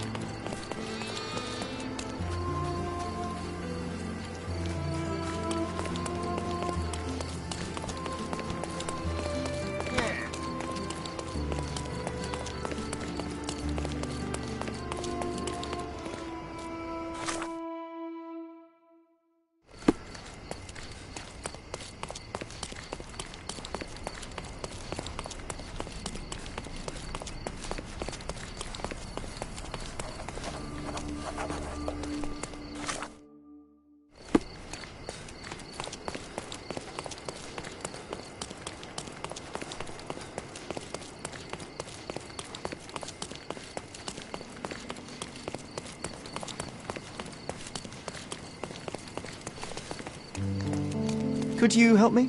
There is no amount of money that would make me talk.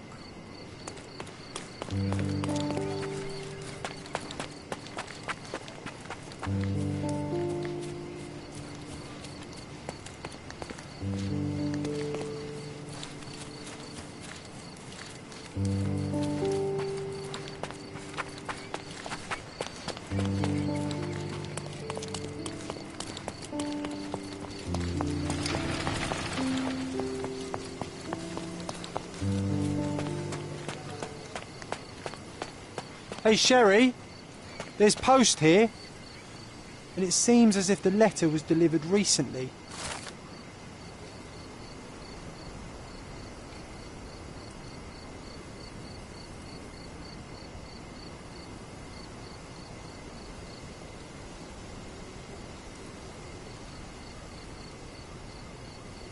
After reading that, I am even less eager to return home than before.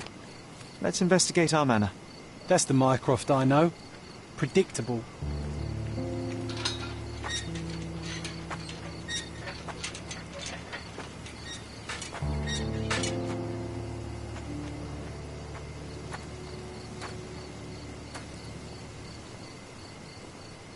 There she is.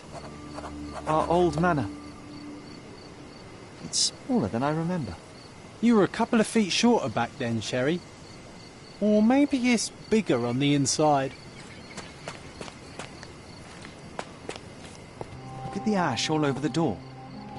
I don't recall hearing of a fire. We don't have to stay here. You can afford another night or two at the hotel. It's stuck. Oh well, let's just head back. They probably haven't even stripped our room yet. Come on. Must be locked. Move aside. Let me have a go. Seems fine to me, Sherry. This barrier, perhaps it's mental, not physical. Or perhaps the rest of us are simply constrained by reality, John. I wonder if there's a key secreted somewhere in the garden. Take a look around, Sherlock. I'm sure you'll discover something.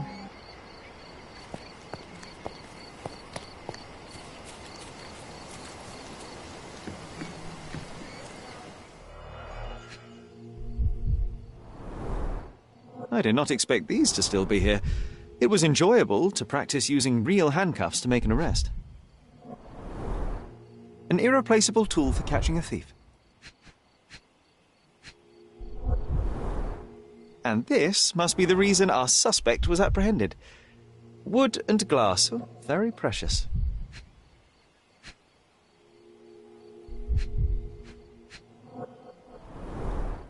Hey, that's Wooden Joe.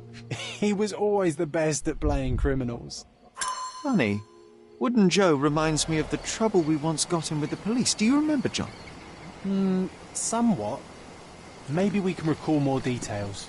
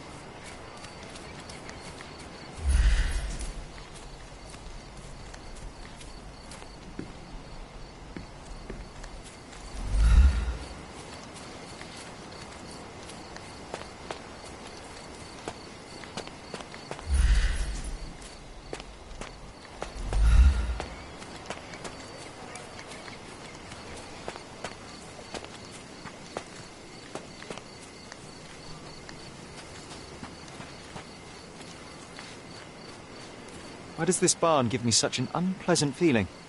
Oh, I know. It's because Mycroft used an axe to shoo you out of here. It scarred you for life, but I enjoyed it.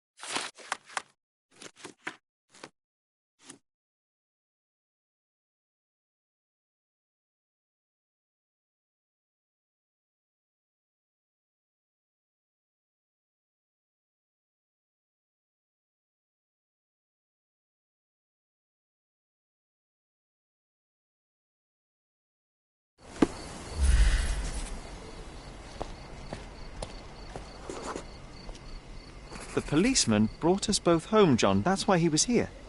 I'm pretty sure he brought something else with him too. Do you remember what it was? I bet it was our reward. No, we were not so lucky.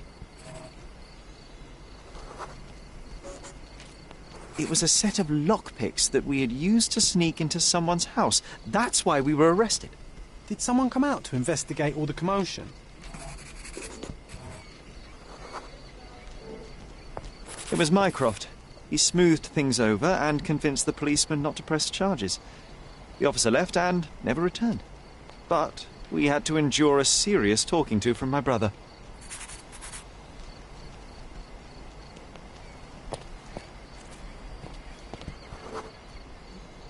Mycroft wasn't happy about the fact that we were arrested. It felt like he lectured us for hours. Did we give him something afterwards, Sherry? Oh, yes. Yes, now I remember. It was a letter. That's why we snuck into the house. Mycroft asked us to. I wasn't angry we stole, but that we got caught. Oh, that's right. It must have been only a couple of months after we moved to Cordona. Ugh, the good old days. Whoa. How very odd. It appears that memory stood between me and the manor. It's as if my mind palace had seeped into the real world. This deserves further investigation. Perhaps there's more to discover inside. As long as there is a comfortable place to put my feet up, I'll be happy. Maybe a chaise longue. Aha! In we go. Home sweet home, Sherry. Hey, this is the luggage we brought from London, isn't it?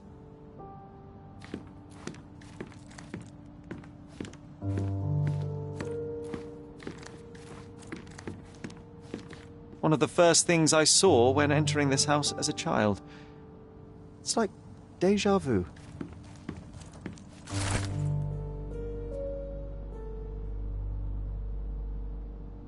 And I was wondering why it's so empty in here. There may be a small chance that some of our property could be found among local traders' wares. It is worth a look, wouldn't you say? Another one. There must be something important behind it. I can feel it.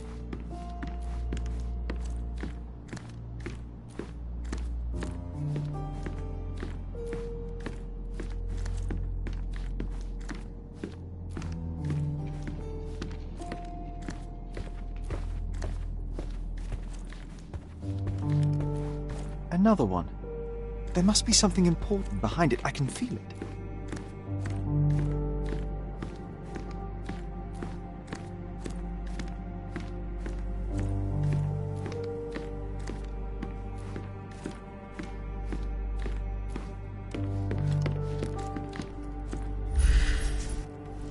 I think our family portrait used to hang here.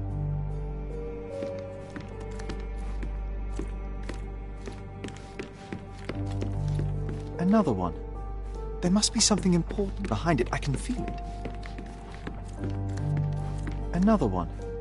There must be something important behind it. I can feel it.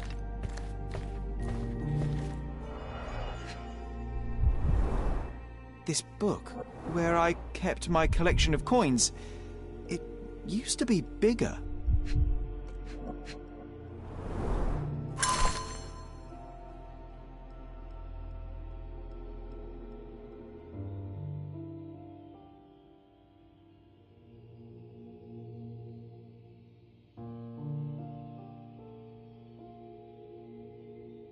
Oh, no. We won't let this stand, right, Sherry?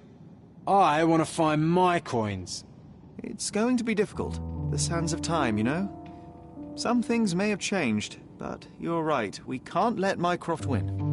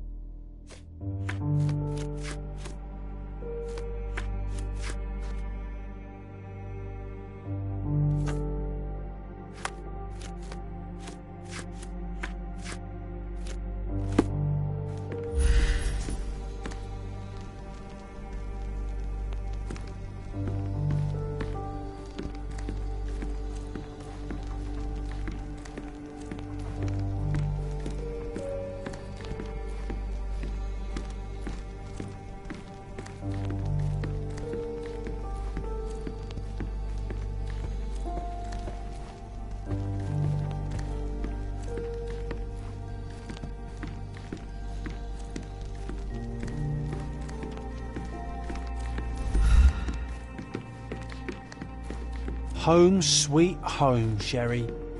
Hey, this is the luggage we brought from London, isn't it?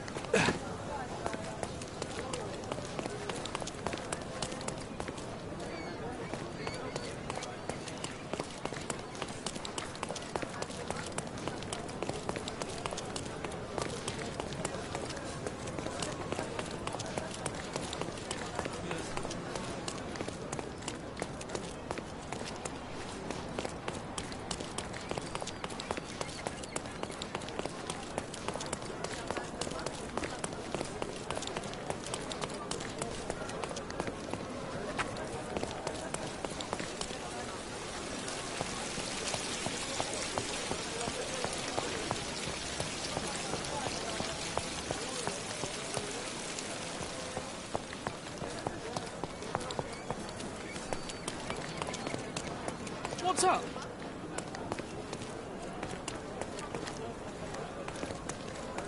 Hello. Fresh air, fibre.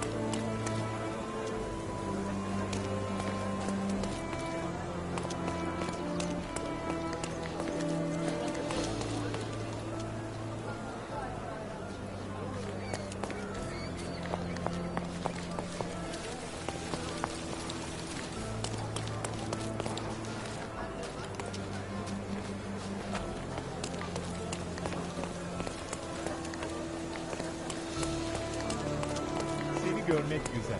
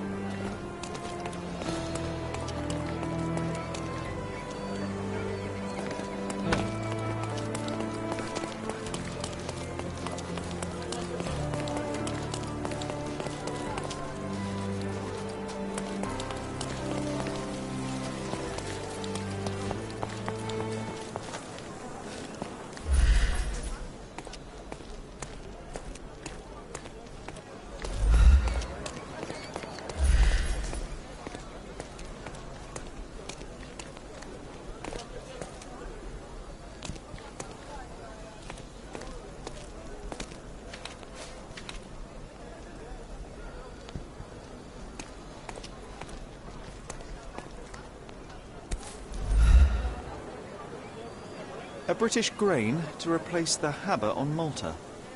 Mother had a relative in the Maltese government who gave this unique coin as a wedding gift.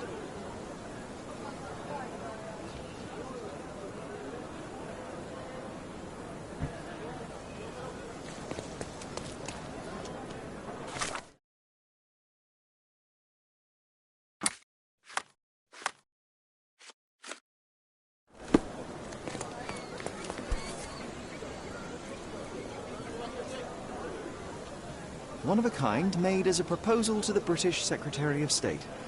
This design was rejected, and all successive copper coins had a seated figure of Britannia.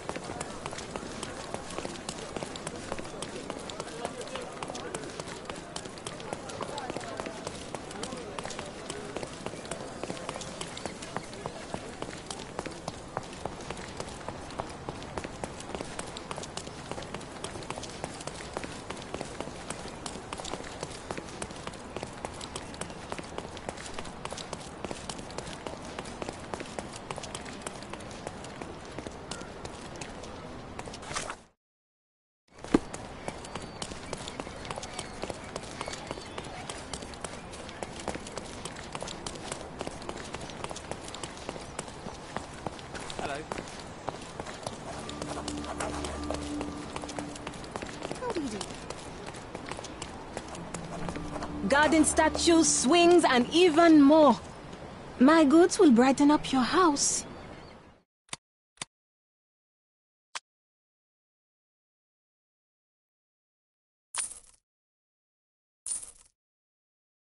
Enjoy your purchase.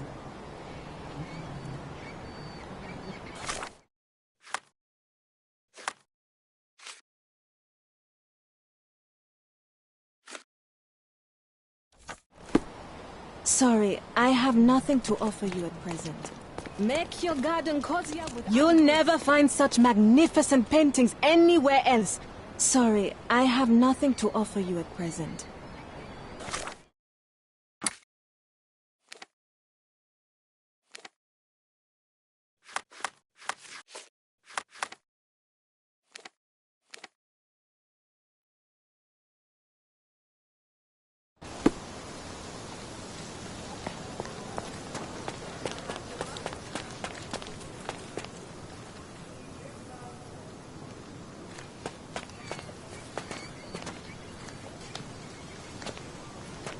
Garden's much prettier, don't you think? I bet the memories are all flooding back now.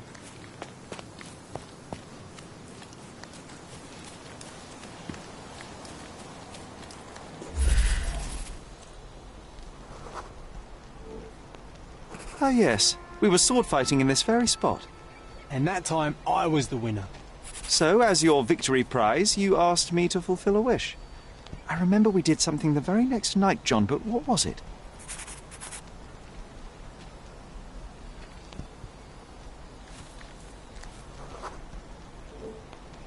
We brought a cage with us. You insisted it must be made of iron. That's because we were preparing to hunt fairies in our garden. Everyone knows iron is the only thing that can hold them. And I was distinctly uncomfortable.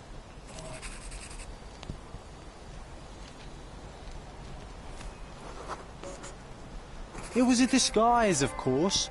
Fairies are easy to scare off, unless you're incognito. And every trap needs bait. We brought honey and a glass of warm milk. After 2 hours lying in wait, we noticed movement in the bushes. The fairies appeared at last.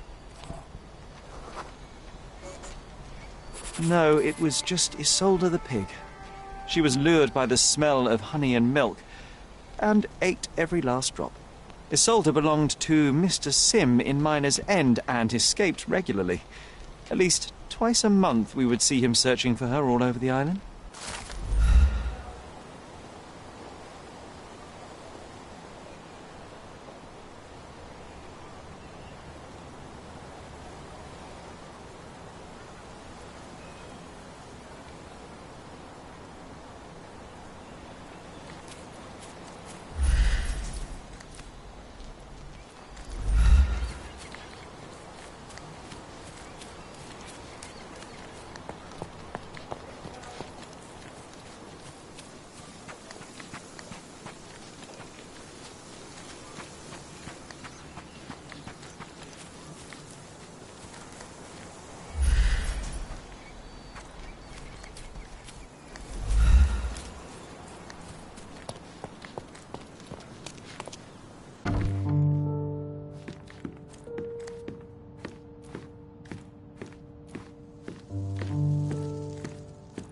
Another one. There must be something important behind it. I can feel it. Another one. There must be something important behind it. I can feel it.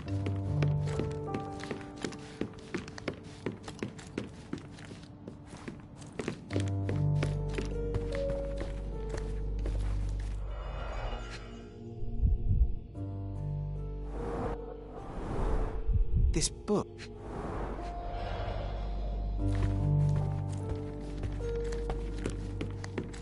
Another one. There must be something important behind it. I can feel it.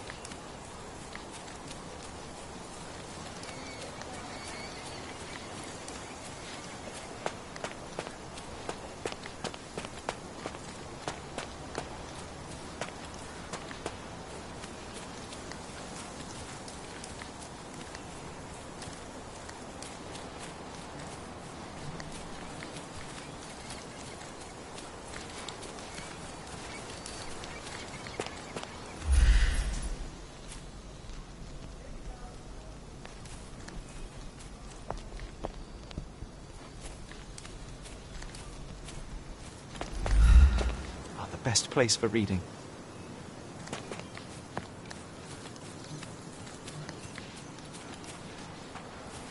My mother liked the story of David and Goliath.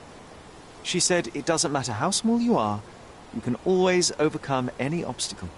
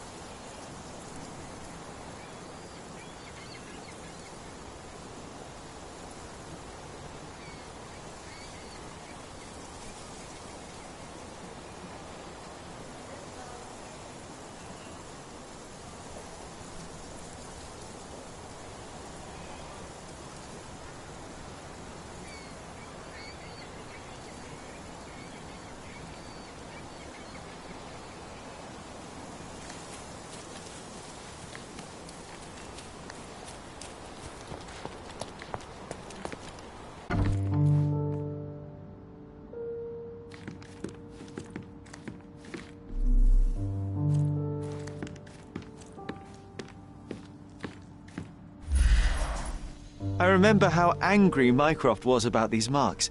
He called it a frivolous, childish endeavour.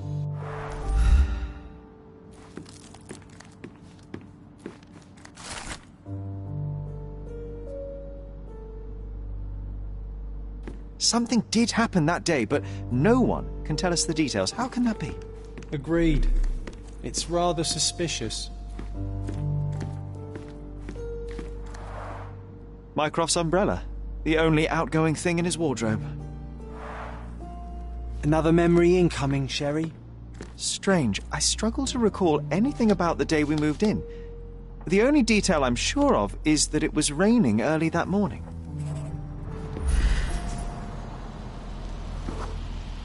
There was always a hat on our stand, but I'm sure it did not belong to Mycroft. Our mother brought a slew of belongings with her. She refused to leave a single thing in London.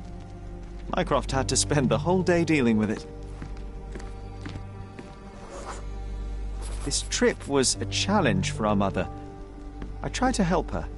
Do you feel it? Is it the air shimmering, or is it my imagination?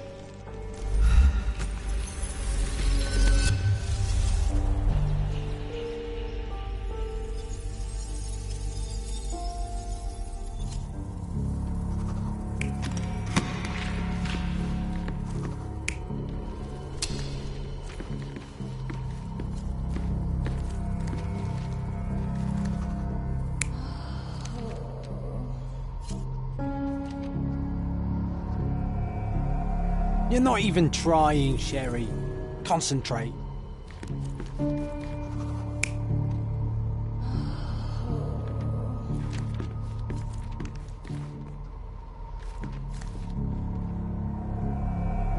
You're not even trying, Sherry. Concentrate.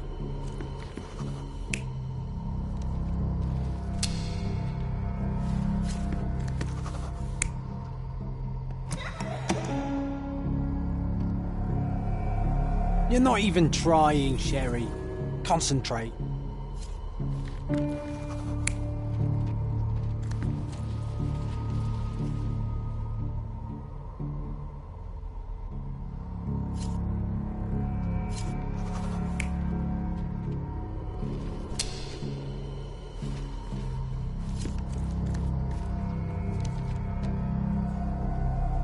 You're not even trying, Sherry. Concentrate.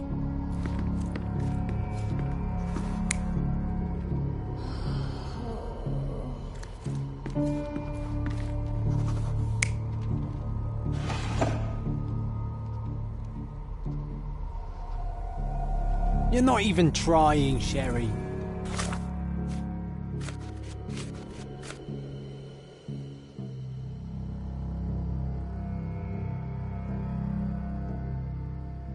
Concentrate.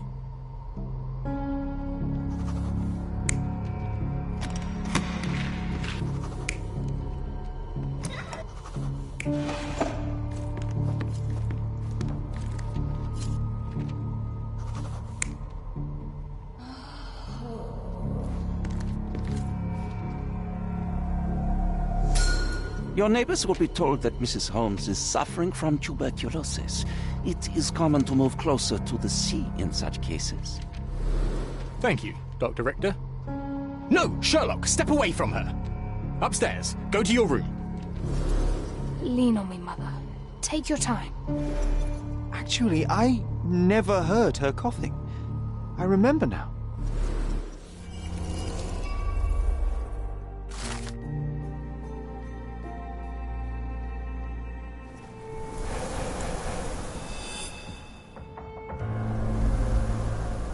Oh, I feel dizzy.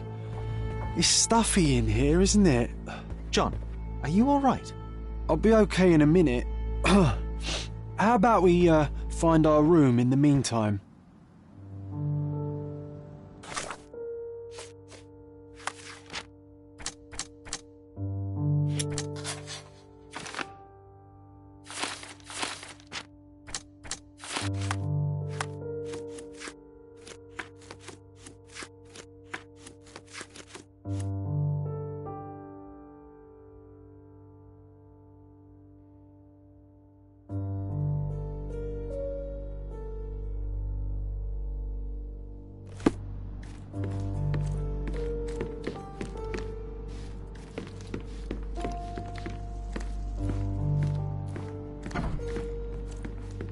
Look at this. It's like travelling 10 years into the past with a single step. Oddly satisfying. Need to repeat this one day, but with bullets.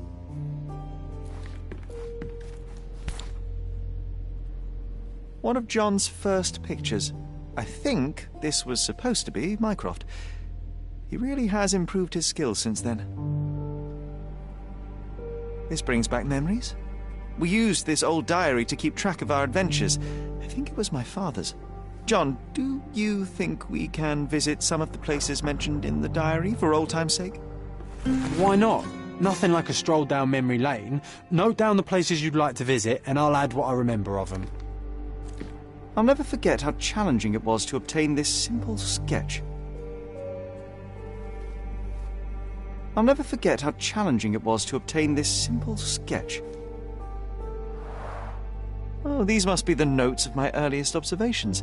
We wanted to locate a particular dog we'd spotted, and we met it, didn't we?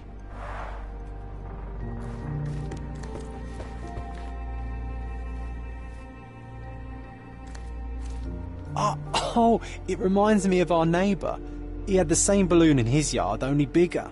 Do you remember? Yes. We visited him several times while living here. Coal dust from Miner's End, sandy dirt from the old city. We scoured the island top to bottom for these soil samples.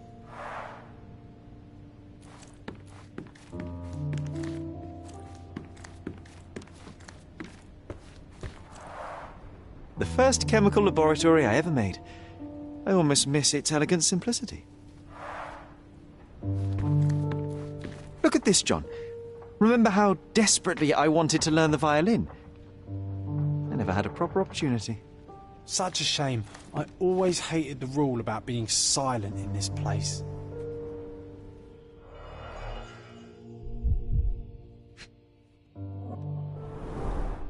The only fiction book on my table. I can still hear my mother reading it to me.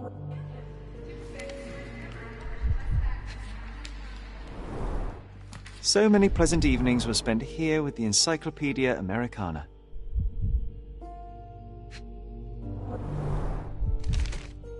Interesting. What's that over there? This doorknob has a cross-shaped end. Too intricate to be merely a handle. You know what? That definitely looks like a key. Let's poke around and see if we can find any secrets. A magnificent tool made for a spurious purpose, staring into the sky. I've definitely found a better use for it. You mean for spying on people?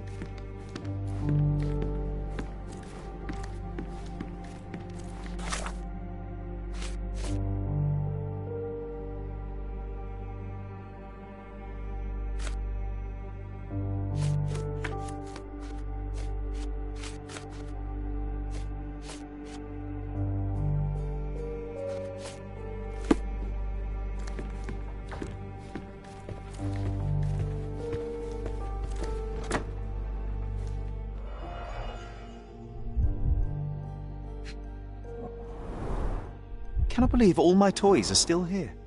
Hey, they were not just yours, they were half mine too. An artifact from Palau carved out of bone and claimed to be 300 years old. My mother proved it was a fake. My very favourite plaything. It was the perfect pirate treasure.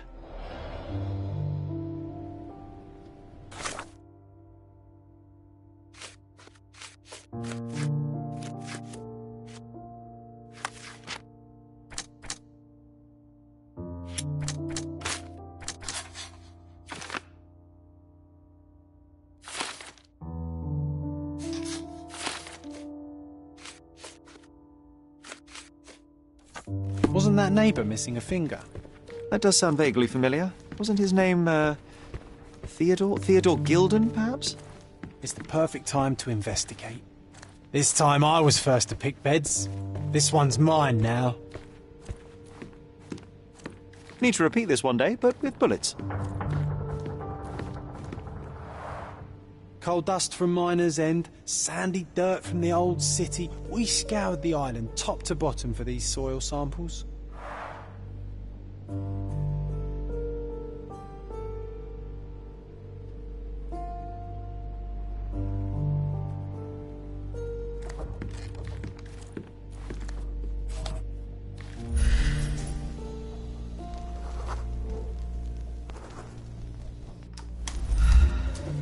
Perfect match.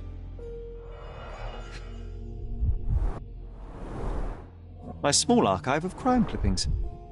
Maybe I should pick up this habit again. Made of cherry wood, Father's favourite.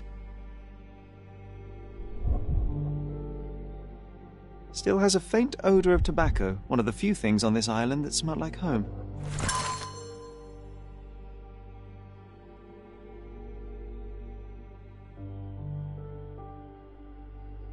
I knew you'd find it in no time.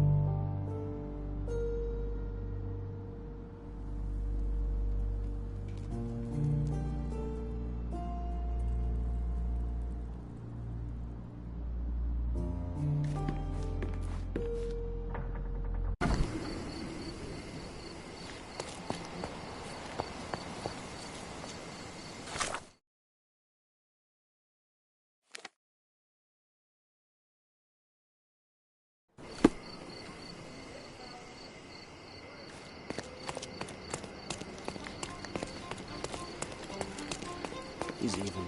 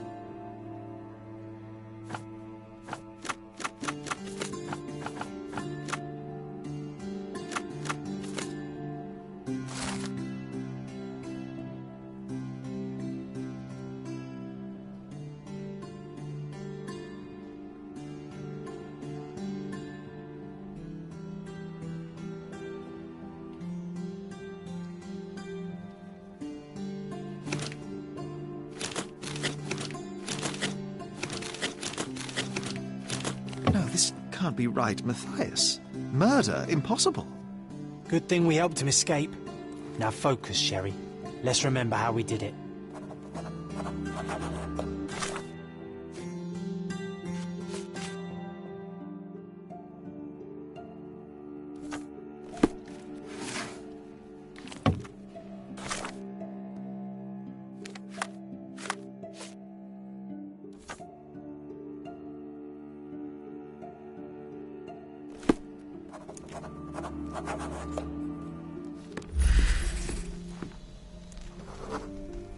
We snuck in when the archives were empty and found something on the archivist's table. A top-secret map of catacombs beneath the prison, allowing us to rescue Matthias. No, that's not right. It was something else. Let me focus on it. Ah, of course. It was the shift schedule. We wanted to know which officer was on prison duty that day. Ah, that's not how I remember it. Or maybe... Yes. We went to find the officer's desk. That's where the map was.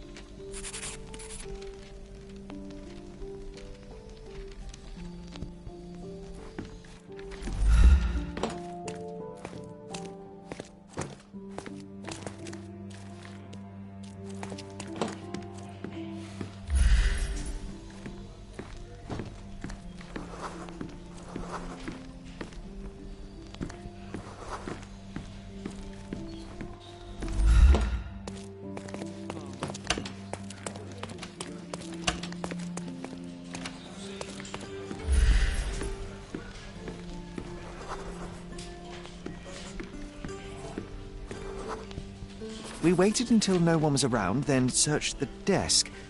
You were on lookout, John. Do you recall what we found here? I remember a book with wax stains damaged by humidity. The officer used it to keep him company during long prison shifts.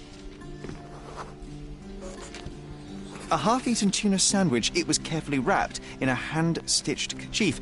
You almost took a bite, John. There was a chain of keys. We found something here, John, and something else. It was a police billy club, new, but already stained with blood. What's important is that we found keys. By my memory, we crept to the prison cells immediately. Let's go.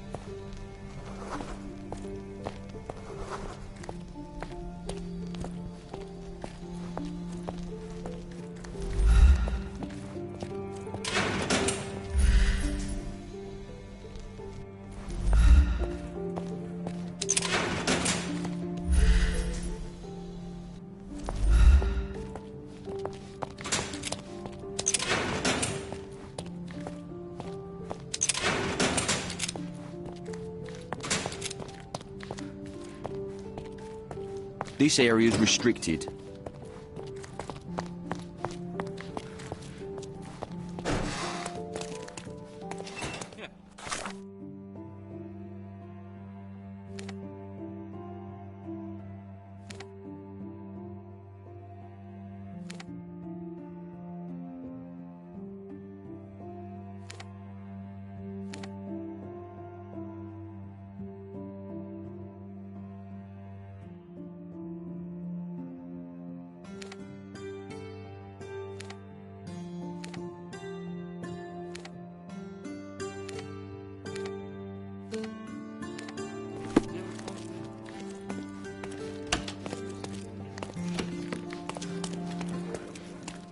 Any progress with the case, Mr. Holmes?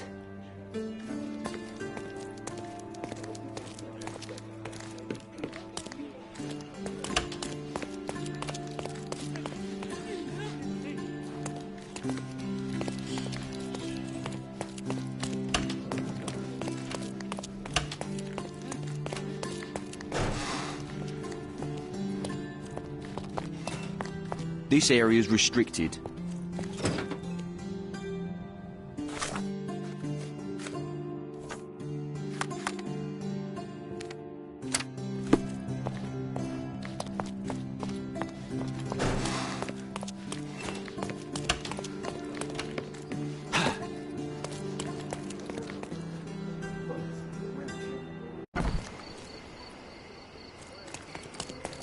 He's even putting up posters.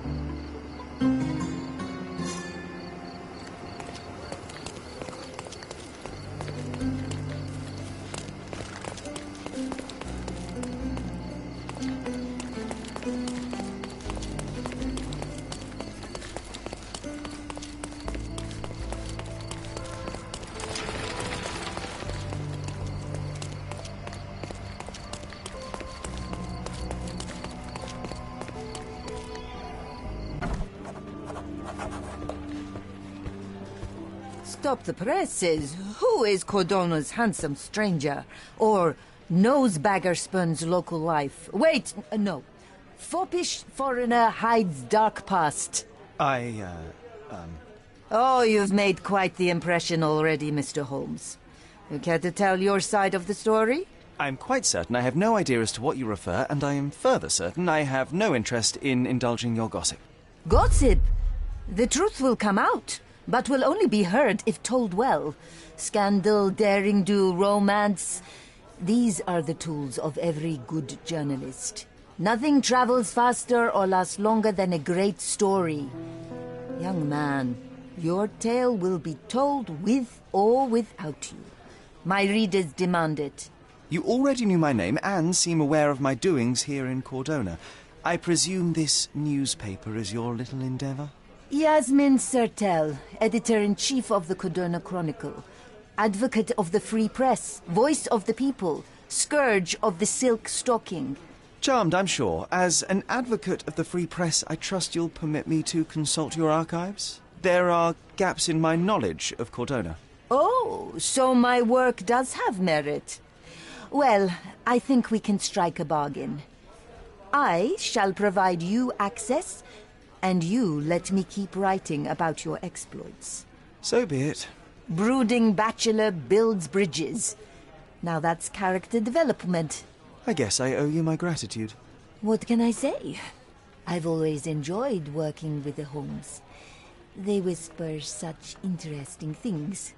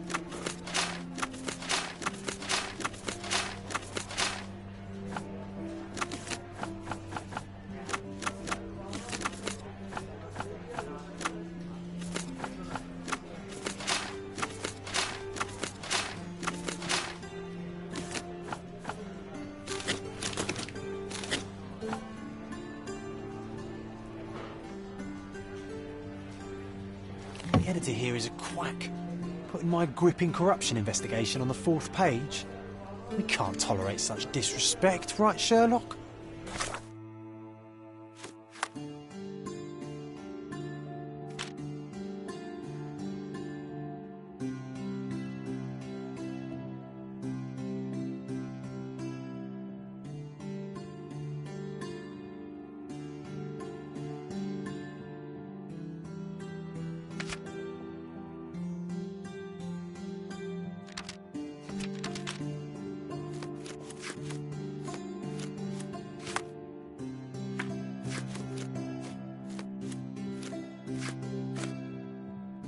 Yes, John. You know, I'm starting to remember. We wrote it somewhere in this building. Let's find where.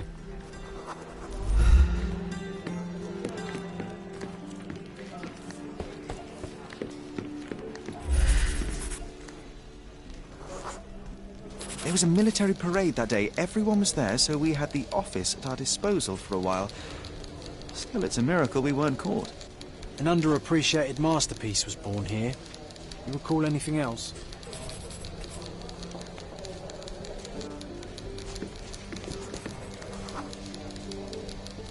Working on this machine felt right. We almost ran out of ink ribbon, but somehow we knew it wouldn't inconvenience anyone.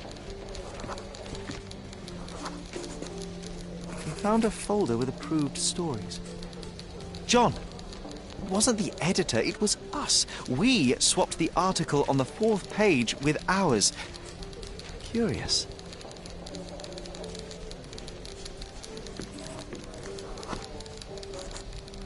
We had a suitcase. It was soggy and filled with notes and clippings. I remember it was important somehow. Is that all, my friend? John, no, wait. I'm missing something crucial. The suitcase, where did we get it from? Okay, Sherlock, focus on it. What can you remember about it? It felt wet and slimy, as if it had lain in the water for some time. Yet the insides were surprisingly intact. Yes, right. And I remember the sound of horns like they use at the industrial sites. It must be somewhere on the Silverton coast. I can recall the smell of fish. It was so strong I could taste it. Ah, I think we were near one of those fish warehouses. Big ones. Oh, that comprises the entirety of my memories on the subject. So, we are looking for a fish warehouse on the coast of Silverton that stands right on the water's edge. It seems so, my friend. I am sure I will remember the place when I see it. Let's go.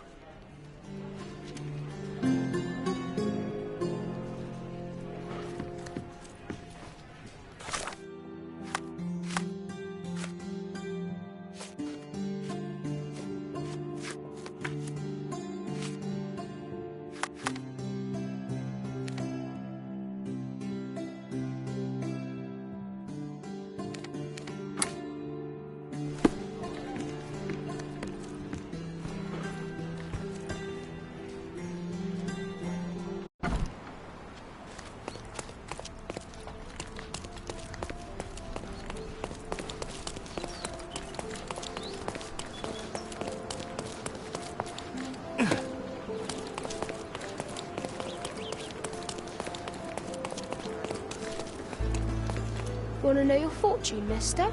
I don't have time for this.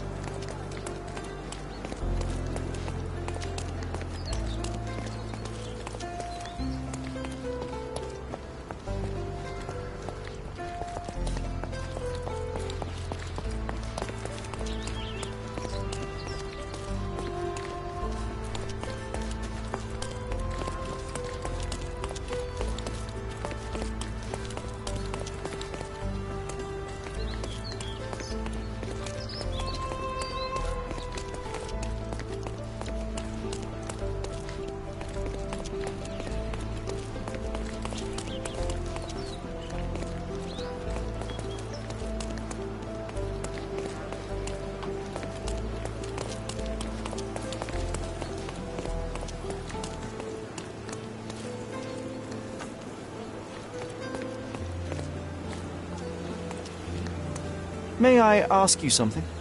Nothing I can tell you, sir, but others might know more.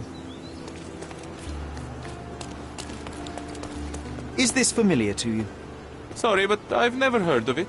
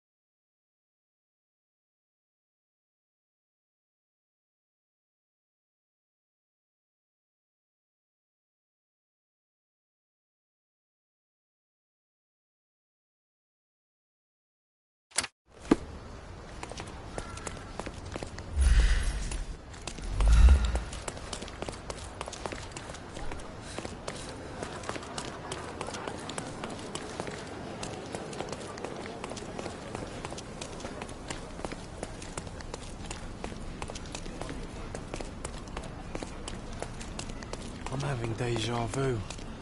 This house seems so familiar. Greetings. Would you be here about my violin by any chance? I am. I saw from your posters that it was stolen. The name is Sherlock Holmes. Very pleased to meet you, Mr. Holmes. I'm Anthony Jones. But by the sounds of it, you haven't seen my instrument, alas. But if there's anything you can do to help locate it, I'd be most glad.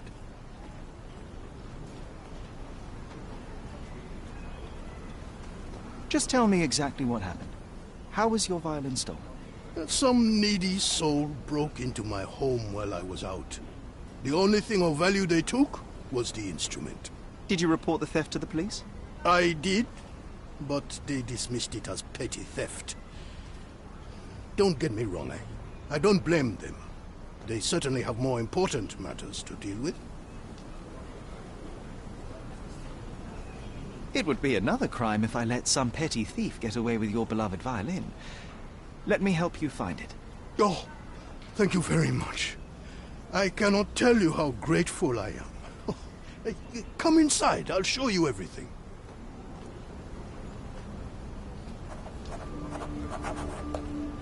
Feel free to look around.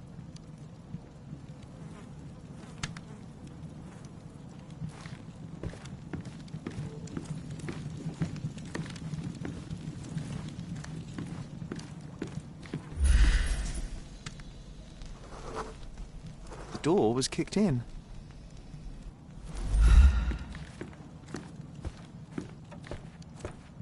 This cover is dusty. It hasn't been taken off for a long time.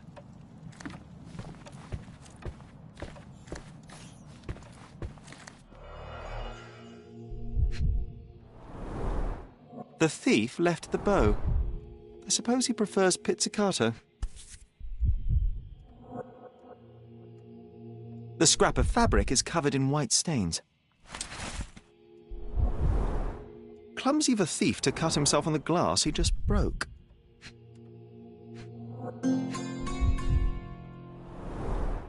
An utterly useless theft deterrent for a glass display case. The jagged bottle reeks of cheap whiskey. Nothing was taken except for the violin. How odd.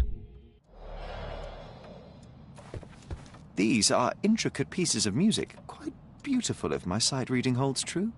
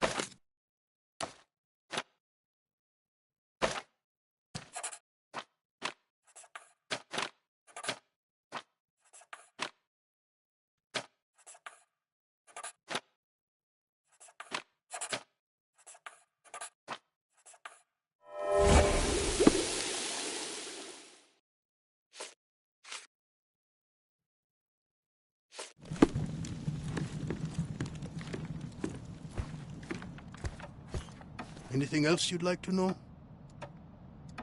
You weren't here when the burglary happened, correct? I was tending to my wife's grave at the cemetery.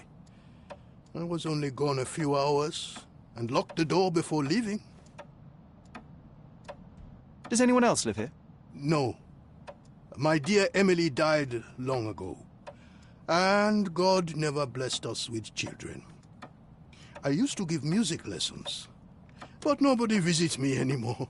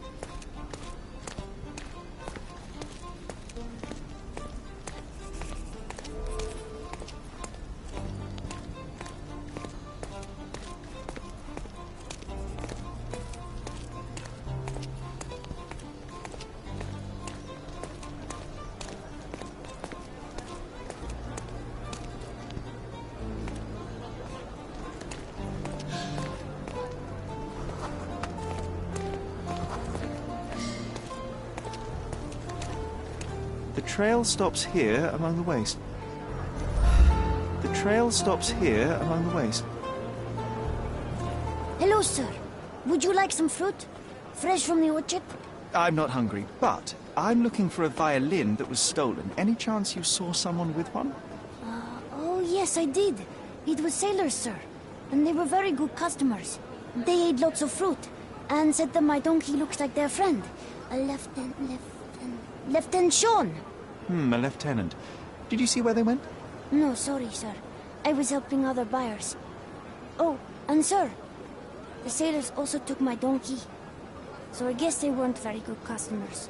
They promised to return him, but they didn't come back. My father will kill me if he finds out. So I'm still waiting here for them. Do you know Anthony Jones, the musician? He lives nearby. Of course. Mr. Jones is very kind. He never barters. Funny you ask. I'm yet to crack a smile, so pray tell. Well, the first time they came by, the sailors mentioned something about music, so I told them Mr. Jones can teach them how to play. Wait, so what is his violin? Oh. You couldn't have known they would steal from the old man. Fortunately, you made up for it with your testimony. I'll find them and your donkey soon enough. Stay put.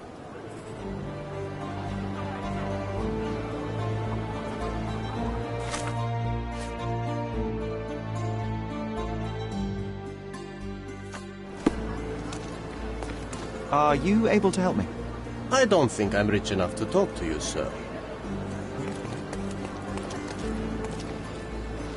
May I ask you something? I don't think I'm rich enough to talk to you, sir. Everyone's looking at us, Sherry. You sure you know what you're doing?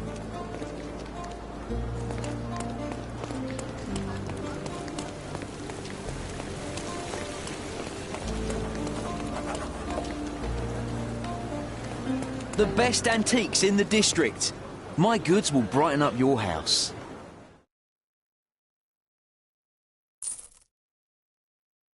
Enjoy your purchase.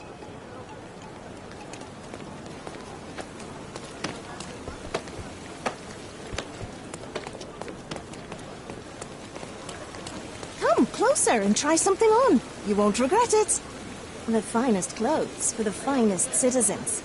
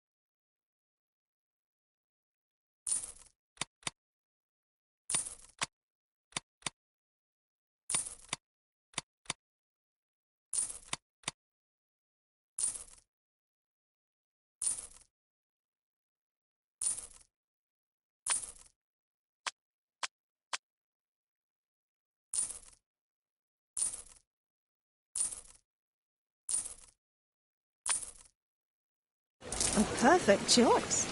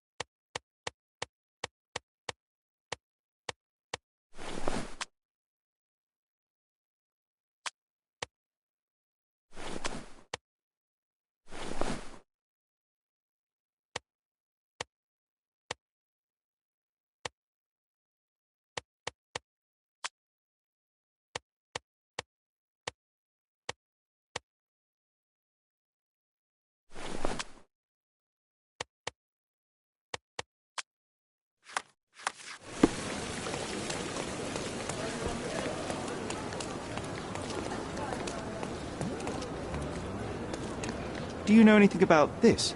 Oh, every story has a price. You're lucky I'm telling you this for free.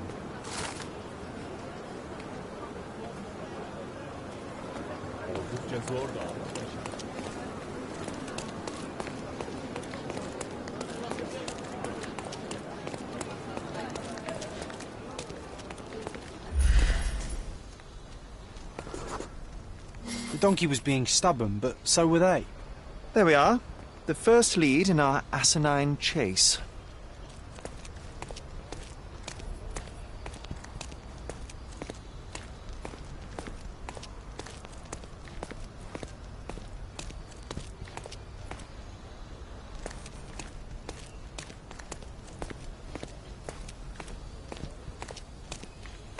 They certainly bought a lot of fruit from the boy. Fear of scurvy, perhaps?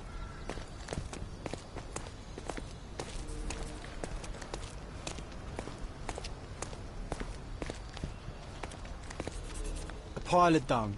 An act of defiance. I hope it got on their shoe.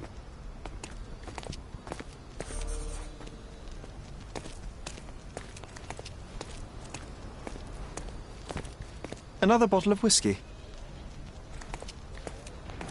Oh, this must be Lieutenant Sean. The sailors couldn't get him inside the tavern. Don't forget to point the boy to his donkey on our way back.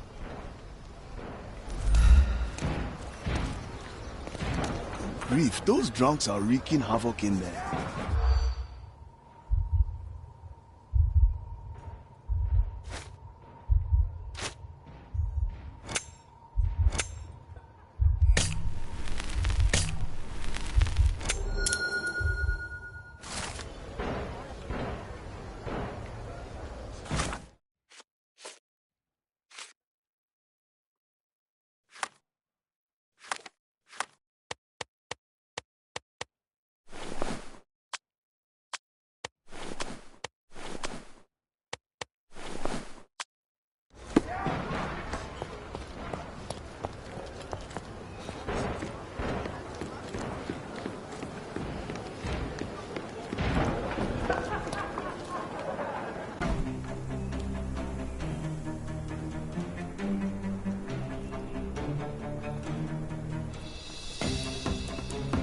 When your king is out, like hell. I'm coming for you. No more crime for you until next month.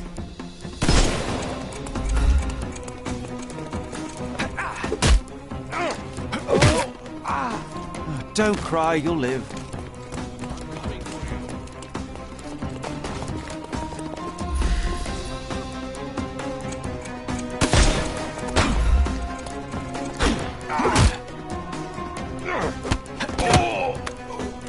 Too simple. Give him the...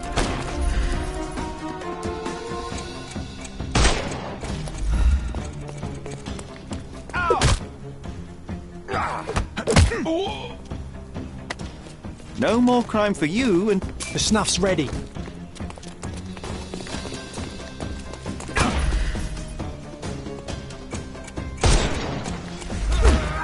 I'm gonna hurt you.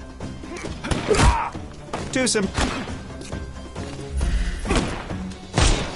I'm coming.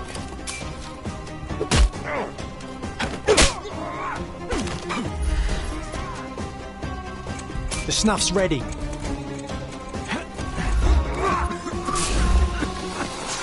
I'm coming for you. Take a rest, my friend.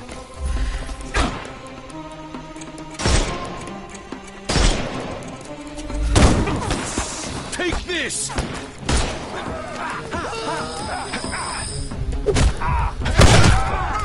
Don't cry, you'll live.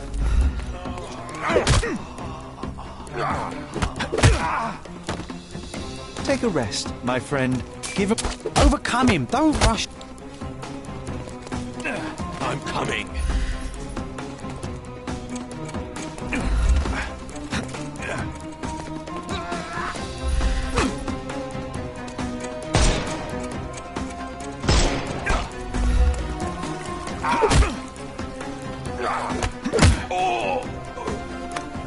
Don't bother moving. The snuff's ready. Well, they left me no choice. I think I might be nearing intoxication myself just from the smell of them.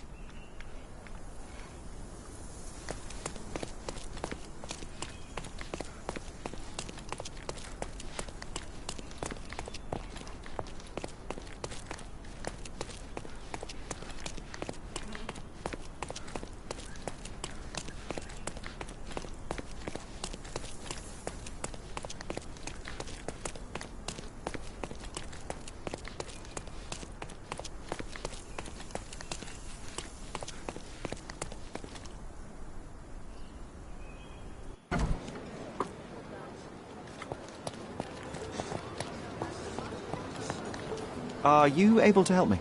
Doesn't remind me of anything. Someone else can help better, sir.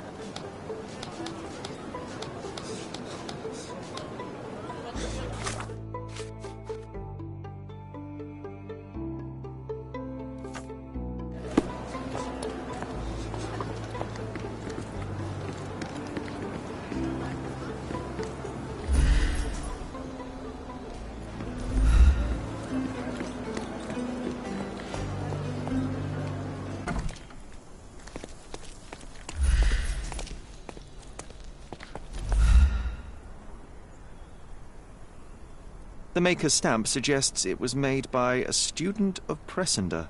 Quite a lovely instrument. And somehow, after all the mayhem, it's still in one piece.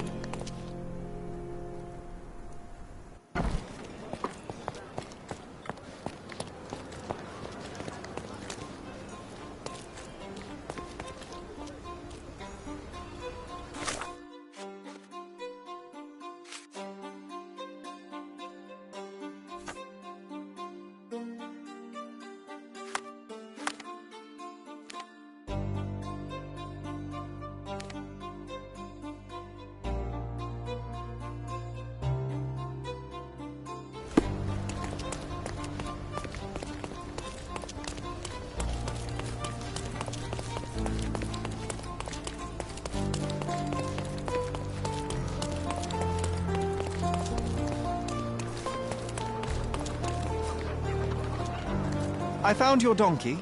It's not far from here, outside the Wet Whiskers Tavern. You'd better go after it before someone decides to borrow it again. Thank you, sir. I'll be quick as a flash. Hey, Yusuf, please look after my cart, okay? And don't eat anything. Well, you can have a couple of grapes, but only the small ones. Well done. I look forward to the beautiful reunion.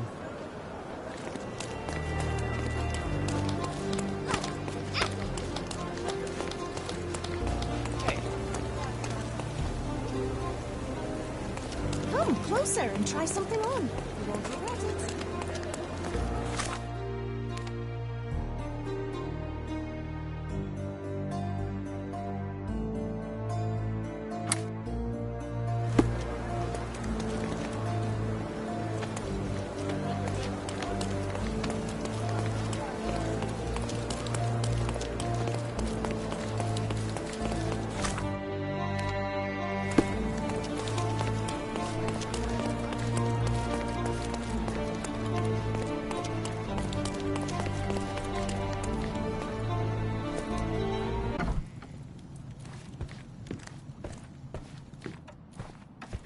Here's your violin, Mr. Jones.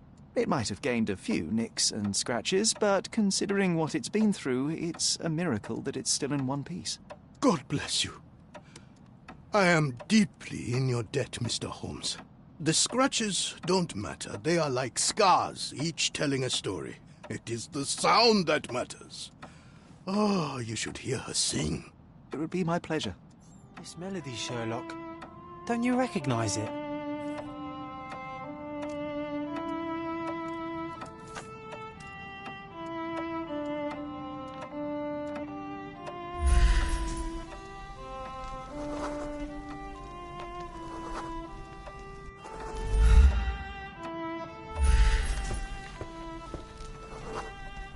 Look up, Sherry. There used to be an attic up there. We used to sneak in from the roof and listen to Mr. Jones play when we were children. You should tell the old man the truth. I think it will mean a lot to him. Bravo! I'd forgotten how beautiful a violin sounds in the skilled hands of a virtuoso. That, melody, it brought back some memories. I have a confession to make, Mr. Jones. As a child, I used to sneak into the attic above this very room and listen to you play. Spellbound by the music. Oh, so that was you. After my wife's death, it was difficult to pick up the violin again. But knowing someone was listening helped me persevere.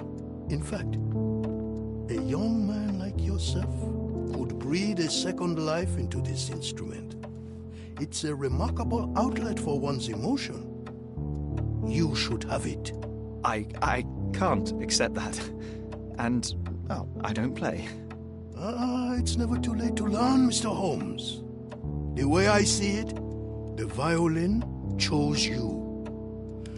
Take good care of her.